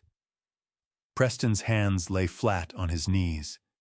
His expression belonged to a man finally confronting a verdict he'd been ducking for years. Preliminary figures, he said. Measured. Careful. You're reading one frame of a much longer film. Cash flow in construction runs in cycles. Any analyst worth the title would say so. I am worth the title, Calvin replied, no edge in his voice, no rush. 19 years as a senior examiner with the Federal Deposit Insurance Corporation before I went into private practice. More than 300 construction company balance sheets reviewed in that stretch. I can tell the difference between a cyclical rough patch and outright insolvency. I've seen both. Preston offered nothing back. Vera went on. Over the past 22 months, she said, Duvain Construction Group has been drawing on a home equity line of credit backed by the marital home. Those draws total $430,000. That property is held jointly by Preston and Nadia Duvain. For the first time, she turned her attention squarely to Nadia. Nadia, did anyone tell you this line existed? Did you sign off on any of it? Nadia's fingers pressed harder around mine. No, she said. Nobody told me there was a line of credit. I had no idea. That tracks with what I expected, Vera said gently, but without any apology in it. Connecticut law requires both spouses to give written consent before a jointly held home can be pledged as security. Your name is on those consent documents, Nadia. Our handwriting expert's analysis concluded that the signature there does not match your verified signature of record. She gave it a beat before pressing forward. Beyond that, the inheritance Nadia received from her mother, money held in an account solely in her name, was pledged as collateral on a commercial loan that Duvain Construction took out in March of last year. That pledge happened without her knowledge and without her agreement. Nobody in the room had said the word forgery. Nobody needed to. It was already there, the same way a crack in a wall is fixed in place, visible to anyone who cared to look, needing no one to point at it. Clifton cleared his throat. What's being alleged here is extremely serious, he said. The weight in his voice was the practiced kind, a man long used to that weight-ending conversations. My strong advice is that no one say another word until an attorney is in the room. Sound counsel, Vera said pleasantly enough. You'd do well to follow it yourself, Mr. Duvain, particularly as it relates to the Atlantic Ridge Capital Partners loan closed in February of this year, the one where your name is listed as co-signatory. She turned to the next page. Federal Statute 18 U.S.C. 1343, to be specific, treats the submission of falsified financial statements in pursuit of commercial financing as wire fraud. Both loan applications were built on the invented numbers Calvin just laid out. Your signature is on one of them, Mr. Duvain. That doesn't put you in the gallery watching what happened. That puts you on the floor. Clifton's face shifted in a way I hadn't caught from him all night. Something went out of it, not fear, not quite yet. Clifton Duvain did not arrive at fear easily, but uncertainty was something else. and in a man built the way he was built, uncertainty was its own wound, a fissure opening in a structure that had always assumed the pressure would come from somewhere it could see. "I need to say something," I said. The room turned to me.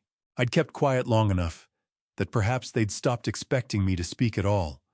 I didn't assemble these people tonight to put anyone in a corner. I brought them here because my daughter has spent years inside a situation whose full shape she couldn't see, and she had a right to see it.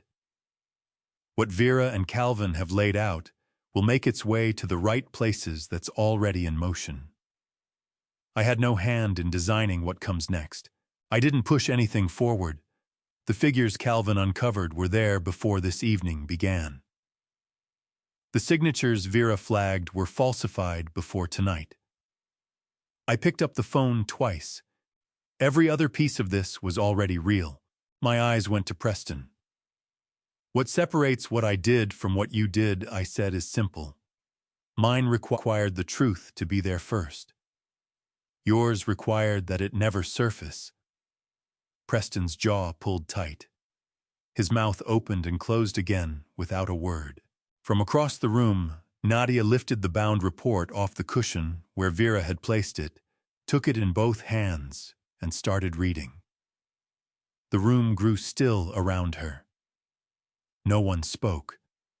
We all just waited for my daughter to work her way through the truth of what her life had actually been. The silence while Nadia read was the one thing from that room I won't lose. Not the paperwork, not the figures, not the expression on Preston's face. What I'll carry is what that quiet felt like my daughter on the sofa reading every page. It was not the silence of people minding their manners. It was the silence of people who recognized they were standing at the edge of something that was hers alone, that until she spoke, no one else's word had any weight. She went slowly. Every page turned with care, the way she used to read when she was small.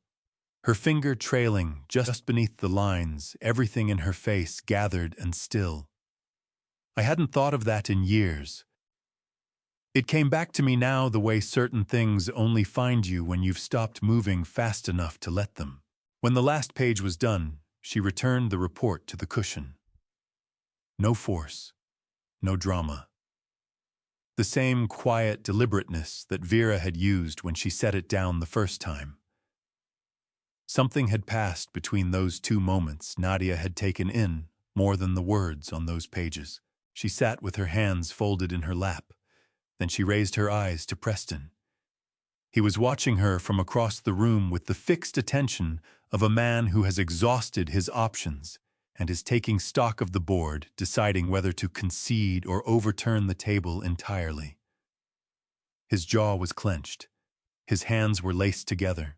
The composure was technically still in place, but it had worn thin, the way late February ice is still there, still stretched across the surface, but no longer something any sensible person would put their trust in. "Did you forge my signature?" Nadia asked. Plain, direct, the way you voice a question whose answer you already hold, but that has to be said aloud in front of witnesses. Preston gave her nothing. "Did you take money from the account my mother left me?" Nadia said, and her voice didn't climb. It didn't falter. It traveled through that room with a flatness that was costing her. I could see it in the way her shoulders were carrying themselves in, how deliberately she was managing every muscle in her face. Without telling me, without asking me. Preston looked down at the floor. 31 years of being in rooms where a debt of words goes unpaid taught me this. A man who drops his eyes to the floor when a straight question is hanging in the air has given his answer. The floor speaks for him. The quiet speaks for him. Nadia nodded once slow. The nod of someone whose arithmetic is complete. She got to her feet. No theatrics, no tears. None of the performance that film and television have taught us to expect from a woman at the breaking point. She rose the way a person rises when the body has simply decided it is done sitting. Measured, certain, final. She looked at me. I rose beside her. "Dad," she said, her voice low. "I want to leave." I nodded. I reached into my jacket pocket and pulled out the small folded square of paper I'd written on, while standing alone in the snow outside an hour earlier, torn from the notepad I keep in my car, out of a 30-year habit of always having something to write on. I held it toward her. She took it, opened it, and read. It said, "You do not have to decide anything tonight except whether to walk out this door. Everything else can wait. I have you." Her throat moved. She refolded the paper along its original creases, slipped it into the pocket of her dress, squared her shoulders, and fixed her eyes on Preston one last time. "I'm going with my father tonight," she said. "I'll be in touch with you through Vera." "Nadia." Preston's voice broke open on her name, the composure he'd been maintaining finally giving way. What came through in that crack was something that may well have been genuine. The sound of a man who has destroyed something and is only now grasping the full mass of what it was. "Please, we can talk about this." "You don't have to, I do." She said it plainly, no anger behind it, no stagecraft, no interest in elaborating. 2 words carrying the weight of 2 years. She turned toward the door. I walked with her. Leonard stepped aside to let us through. Vera fell in quietly at our backs. At the entryway, Nadia paused and lifted her coat from the wall hook. The coat she had hung there herself when she arrived at her own house, and put it on without assistance and without any rush, working each button from the bottom up. I heard Clifton say something from behind us. I didn't turn. Preston called her name once more from the living room, quieter now, less sure of itself. Nadia opened the front door.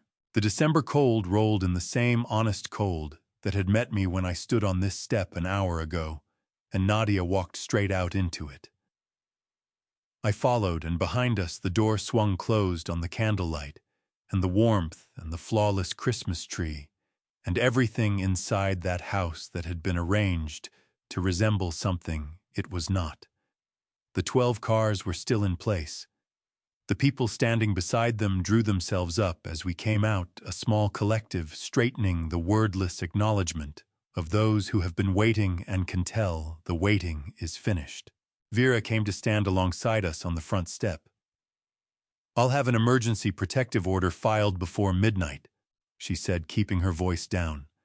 "That's a court order requiring Preston to vacate the marital residence within a set period while proceedings get underway. He won't be in a position to ask you to leave your own home, Nadia. That property belongs to both of you until a court rules otherwise, and he'll be the one walking out." Nadia listened to every word of this. She nodded. "Thank you," she said. Vera touched her arm briefly and stepped away to make a call. I stood looking at my daughter in the snow in front of 12 black cars on a Friday evening in December. Her coat buttoned to the chin, her breath making small clouds in the cold air, and she looked like herself in a way she hadn't all evening, in a way that perhaps she hadn't for a very long time. "Ready?" I said. "Yes," she said. We walked to my car. The Crown Victoria smelled of motor oil and the cedar air freshener I had hanging from the mirror since October. When Nadia got in and pulled the door shut, she sat still for a moment, just breathing, hands in her lap, eyes forward. I thought the crying would come now, when there was no room to hold herself together, for no one left to perform in front of. It didn't come. She let out a long breath instead, slow, deliberate, the last of whatever had been holding her upright. Then she looked over at the dashboard and said, "Dad, this car is really old." I turned the key. "It runs. The heater works. Give it a minute." She pulled her coat tighter and watched out the window as I reversed down the driveway past the last 2 Rolls-Royces still parked along the curve, their dark flanks catching the glow of the fairy lights in the birch trees one final time. The house shrank in the rearview mirror, all its lit windows and stone face getting smaller and smaller until the bend in the road swallowed it. I didn't watch it go. I'd seen enough of it. Neither of us said anything for the first several minutes. The heater came up slowly, the way the old Crown Vic always did, working its way toward warmth rather than announcing it, which had always struck me as an honest way to function. Some things shouldn't pretend to be warm before they are. The road was quiet, the neighborhood streets giving way to the darker county roads I preferred on the drive back. Less traffic, more sky, the kind of road where a thought has room to finish itself if it's worth finishing. Nadia was the one who spoke first. "How long have you known?" she asked. Her voice was steady, curious, not accusatory. The voice of a person who actually wants the answer, not one who intends to use it as a weapon. "Known what exactly?" I said. "Specifically." I turned that over for a moment, the way the question deserved. I wanted to give her something real rather than something soothing, because she'd just spent hours in a room full of soothing things that weren't true, and she deserved the other kind now. The honest kind. Even when the honest kind sits harder. "The first time you called me from his phone instead of yours," I said. "About 14 months ago. You told me yours was charging. I believed it then. By the third time, I didn't anymore." She took this in quietly. "I didn't think you caught things like that. I catch everything I said. I just don't always say so."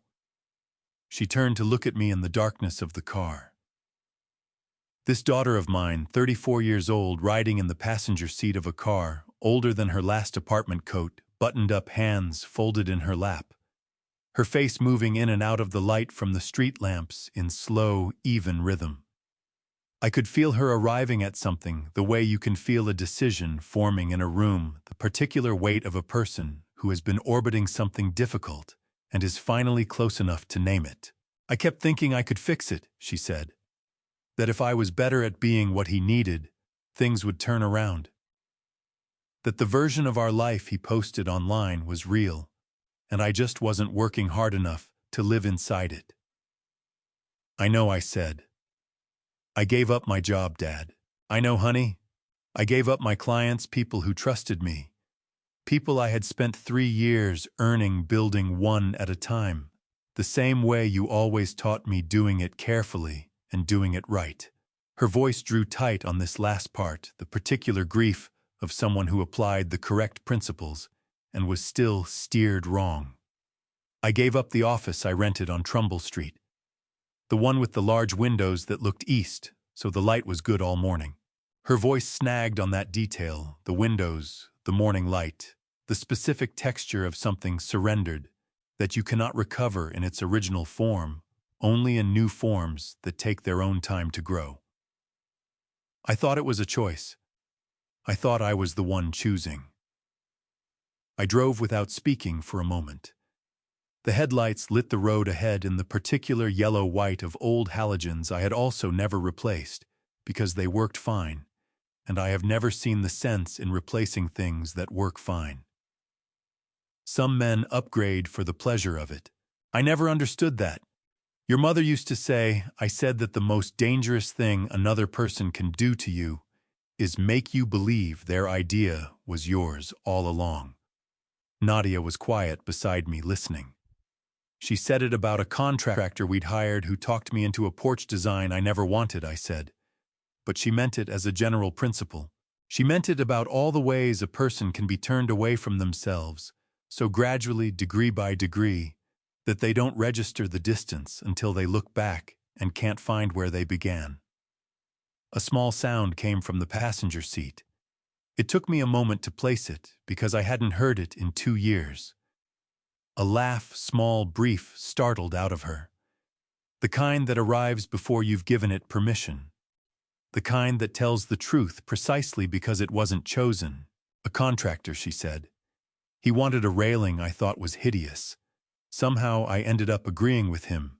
I still can't account for exactly how that happened.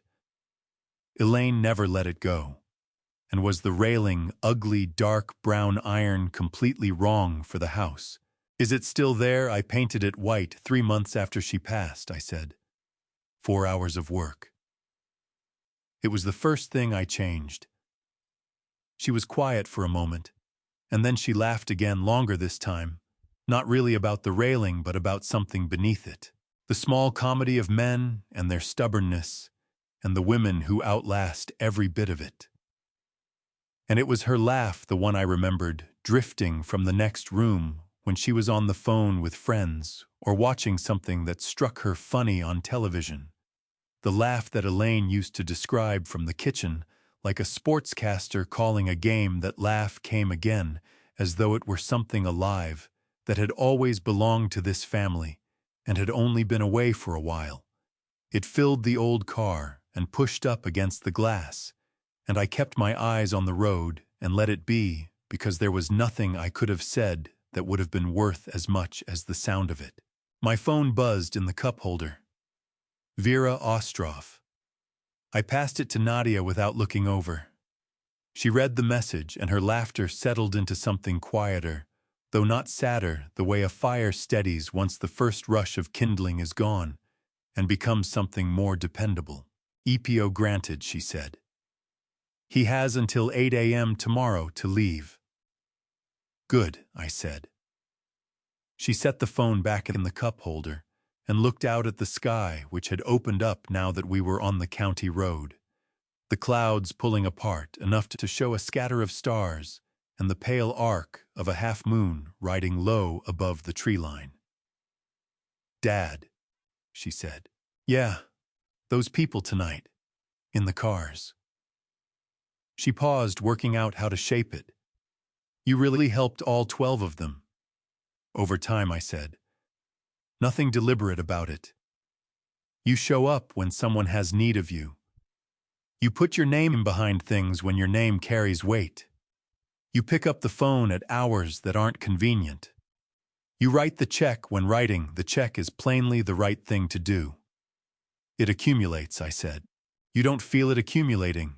And then one December night, you make a single phone call and 12 people start their cars. She turned that over quietly for a stretch. Her face tilted slightly toward the window, the half-moon keeping pace with us through the trees. I want to be that, she said at last. I want to be someone who builds things like that. Bonds that actually show up. People who come because of what you are, not what you own. You will be, I said. You've already begun. You just couldn't see it from inside that house. She let her head fall back against the headrest and closed her eyes. And the tension I'd been tracking all evening in her shoulders, her jaw, her hands, it released slowly and completely, the way a clenched hand opens when there's nothing left that demands holding on. Through the windshield, the first familiar markers of Avon were coming into view. The water tower picking up the moonlight, the white church steeple over the dark line of trees, the warm, scattered glow of Route 44 ahead, telling me we were nearly home. That, she said softly, almost to herself, eyes still shut. You have 12 Rolls-Royces worth of friends and you drive this car. The Crown Vic works, I said. It really is ugly, though. It is. I agreed entirely. She smiled without opening her eyes. She was still smiling when we turned onto Birchwood Lane, and the porch light was on the way. I always leave it when I go out at night, because a house should look like it expects you back. And this one did, and we were home. The morning after, I made coffee at 6:00 and sat at the kitchen table in the specific silence of a house that has someone sleeping in the guest room for the first time in 4 years. A silence different from the silence of an empty house, heavier and warmer at the same time. Nadia slept until 9:30. I knew because I caught the exact moment she surfaced the small sounds of a person orienting themselves in an unfamiliar room. The creak of the guest bed, water running in the hallway bathroom. The particular stillness of someone standing at a window before they're ready to meet the day. I poured a second cup and left it on the counter where she'd find it. Then I went out to the garage and picked up work on the distributor cap I'd set aside 3 days before. At 9:52, she appeared in the garage doorway wearing Elaine's old cardigan. She must have found it in the closet, holding the coffee in both hands, her hair not yet sorted. Eyes clear. "Vera called," she said. "I heard the phone. Preston left the house at 7:40. EPO is in effect." She looked at the distributor cap on the workbench. "What are you doing?" "Fixing something," I said. She nodded as though this were answer enough, because in this house it always had been. She pulled a stool to the edge of the workbench, sat down and drank her coffee while she watched me work. We didn't need to say much more about the night before. Not yet. Some things require a little distance before they find their words. What unfolded over the next 9 months was not dramatic in the way that evening had been dramatic. It was the slower, more grinding business of institutions doing what they are designed to do when the evidence is solid and the reason is plain. January brought the EPO hearing. Preston's attorney argued the order was excessive and pushed for modification. The judge reviewed Vera's documentation, the forged signature analysis, the unauthorized collateral pledge, the home equity draws, and the medical report from Hartford Hospital recording Nadia's shoulder injury from the night of December 20th, and denied the modification in 11 minutes. Preston was required to keep his distance from the marital residence and from Nadia. He complied, which surprised me less than it might have, because men who maintain control through indirection rarely have much appetite for open confrontation once the indirection has been pulled away. February brought the formal referral. Vera filed with the Connecticut State's Attorney's Office. Calvin Fentress submitted his financial analysis to the FBI's Financial Crimes Division, citing potential violations of 18 U.S.C. 1343. The federal dimension complicated things for Preston considerably. State charges can sometimes be navigated by attorneys who know the right local terrain, but federal charges carry a different gravity, a different ceiling, and Preston's lawyers understood that perfectly well. March brought the divorce proceedings. Nadia had moved back into the marital residence after the EPO cleared the path, which was her right, and she had chosen to use it because, as she told me over the phone from the kitchen of that house, it stopped being his the night she walked out the front door and started becoming hers again the moment she walked back in. The divorce was not without contest. Preston's attorneys filed counter motions and requested depositions, and did the things attorneys do when they are billing by the hour and their client refuses to accept the math of his position. It cost him more than it needed to. It cost him time he didn't have. April brought the subcontractors. 11 of them, from 3 separate Duvain construction projects, filed civil suits for unpaid work, totaling $840,000. The suits were not coordinated. They simply came in one after another, each one representing a small business owner who had done honest work and hadn't been paid and had finally exhausted his patience. Clifton Duvain's name appeared in 2 of the filings as a personal guarantor on project contracts, which meant his own exposure had stopped being hypothetical. I received a call from Clifton in May. He asked if we might speak privately. I said I didn't see what purpose that conversation would serve. He said he wanted to explain himself. I told him that what he had said at the dinner table on the 20th of December had explained him quite thoroughly. He said he had a family too. I said I knew, and that his family was part of the reason the conversation he was requesting was not going to happen. He did not call again. June brought the business closure. Duvain Construction Group filed for Chapter 7 bankruptcy protection, the liquidation variety, not reorganization, which means there was nothing left worth reorganizing. 41 employees lost their jobs.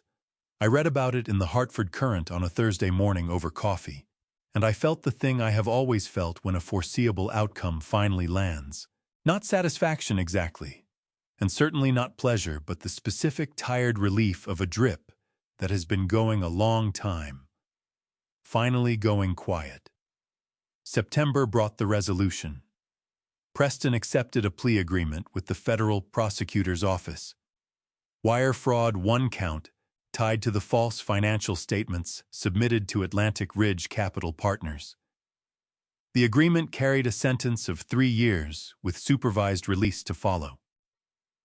His attorney had worked it down from an exposure that Calvin told me on a Tuesday evening phone call had originally been considerably steeper.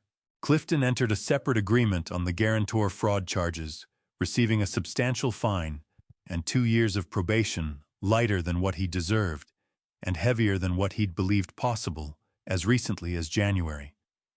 October brought the divorce decree. Nadia received the marital residence, her inheritance account restored in full with interest, and a structured settlement that Vera described on the phone as appropriate given the circumstances, which in legal language means the other party did not fare well. Nadia didn't seem particularly focused on the settlement. She had already signed a design contract with a hotel group in Hartford. 2 properties, the same kind of opportunity that had been within her reach 4 years earlier before she set her work aside to become someone's vision of a wife. She called me the day she signed. She said, "Dad, I have big windows again." I was in the garage when she called. I put down what I was holding, sat on the old stool, and listened to my daughter tell me about her windows. And I thought about Elaine, and about 31 years of building things, and one December night, and the particular arithmetic of what gets lost and what gets found. I didn't say much because there wasn't much to say. "Only good," I said. "That's good, Nadia." That evening she came for dinner. She brought groceries, stood in my kitchen, and cooked, moving through the space with the ease of someone who knows where everything lives. I sat at the table and watched her, and the house had the warmth a house only has when there are 2 people in it. Outside, the October leaves on the birch trees along Birchwood Lane had gone gold in the late afternoon light. December came back the way it always does without asking, settling over Connecticut, like an old coat that fits from long use. I was in the garage on a Saturday afternoon, working on the side door hinge that had been sticking since August. The kind of small, persistent problem that a person of reasonable competence handles right away, and that I had been walking past for 4 months, because something else always needed doing first. The radio was on a station out of Hartford that runs standards on weekend afternoons. The light through the garage window was the particular low gold of a December afternoon, angled and thin, the kind of light that makes everything look deliberate. I heard Nadia's car in the driveway before I saw it. She had bought herself a used Subaru in March, practical, reliable, the choice of a woman who had resolved that her decisions would reflect what she actually needed rather than what looked right in a certain kind of driveway. I heard the engine cut the door open, footsteps on the path, and then she appeared in the garage doorway the way she used to appear in doorways when she was young, filling the frame not by size, but by the quality of presence she carried with her. The way certain people make a room conscious of itself simply by walking into it. She had on her work coat, the good charcoal one she'd bought when the hotel project began, a bag over one shoulder, hair down. And she looked like herself in the particular way that takes a long time to look like again after years of resembling someone else's version of you. "You're still working on that hinge." She said. "I'm working on it right now," I said. "You've been working on it since August." Things take the time they take. She came in and put her bag on the workbench and looked around the garage the way she always looked around it, with the cataloging eye of a designer who can't stop reading a space even when she isn't on the clock. She had reorganized the tool wall the previous spring when she came to help me put up new shelving. The arrangement she'd devised was better than the one I'd lived with for 12 years, which I had told her, and which she had received with the quiet satisfaction of someone who has been seeing solutions all her life and is finally free to act on them. "How's the Hartford project?" I said. "Good." She leaned back against the workbench with her arms folded, the posture of someone settling in for a real conversation rather than a short one. We finished the east wing this week. The morning light in those rooms is exactly what I was after. I had to fight the contractor for the window placement, but I got it. Good for you, I said. He thought I was being difficult. Were you? I was being right, she said, which sometimes looks the same from the outside. I set the tool down and looked at my daughter, and I thought of Elaine saying nearly that same sentence in this same garage 20 years ago, a different contractor, a different window, and the continuity of it moved through me the way things move through you when you are 67 and have been paying close enough attention to trace the lines connecting one moment to another across decades. Dad, Nadia said, "Can I ask you something?" "You can always ask me something." She was quiet a moment, her eyes moving over the workbench, the organized rows of tools, the old Crown Vic sitting in its usual spot, with the dignity of a thing that has earned its place through steady service rather than looks. Do you ever regret it, not stepping in sooner? Not saying something the first time you noticed things were wrong? I thought about that question the way it deserved to be thought about. Every day I said, and also no. She looked at me. Every day I said because you were in pain, and I could see pieces of it, and I kept telling myself, you were an adult, and it wasn't mine to manage. No, I said, because if I had stepped in when I first noticed it, you would have defended him. You would have defended the marriage. You would have laid out all the reasons things were fine because you were still inside it and couldn't yet see its shape. I picked the tool back up and turned it over in my hands. Some doors have to be opened from the inside. I couldn't do it for you. All I could do was be there when you were ready to open it yourself. Nadia sat with that for a long time. Outside, the light had shifted the December afternoon, moving toward its early dark, the birch trees along the yard's edge going silver in the dusk. The radio was playing something slow and familiar I couldn't name, but knew the way you know things that were present during the years that mattered. Mom would have liked tonight, Nadia said. Not a question. She would have cooked something complicated, I said, and made it look effortless. Nadia smiled. And made you do the dishes. Always. She pushed off from the workbench, walked to the Crown Vic, and put her hand flat on the hood, the way you rest a hand on the shoulder of something that has been faithful. An acknowledgement rather than affection. This car is still ugly. She said it started this morning. That's a low bar. It's a reliable bar, I said. Low and reliable is underrated. She laughed, and it went up into the garage rafters and came back down, and I let it fill the space before I said anything else. Are you staying for dinner? I asked. I brought groceries, she said, lifting the bag from the workbench. Pasta. I found Mom's recipe. The one with the lemon. I set the hinge tool on the workbench next to the radio, switched off the lamp above the bench, and stood a moment in what light remained, looking at the organized tools, the old car, the door with its newly fixed hinge swinging clean and true, the way it should have been swinging for months.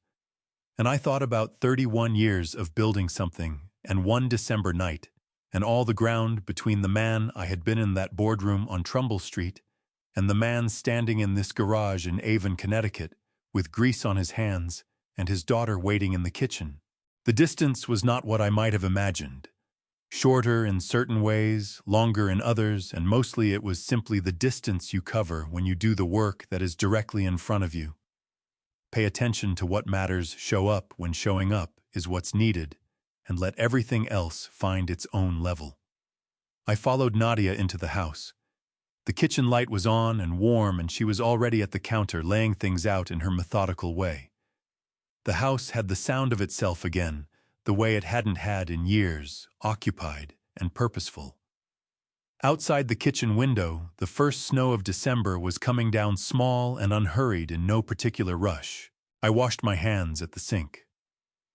Smells good already, I said. I haven't started yet, she said. I know, I said.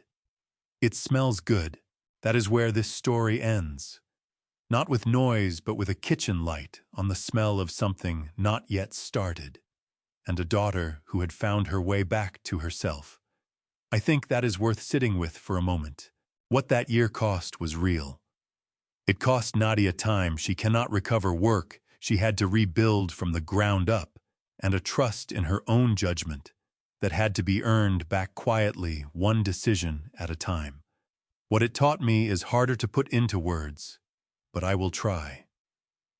I believe God places people in our lives, not just for the good seasons, but for the ones that require someone to simply stand outside a door in the snow and wait. The Lord's timing on that night, 12 cars arriving exactly when they were needed, still moves me when I think of it. If you take anything from this story, let it be these things. Pay attention to the small changes. A person who is disappearing into someone else's idea of them will show you if you are watching closely enough. Build your reputation before you need it. Goodwill is not stored in banks. It lives in the people who remember who you were when it was inconvenient to be that person. When someone you love is not yet ready to be helped, stay close anyway.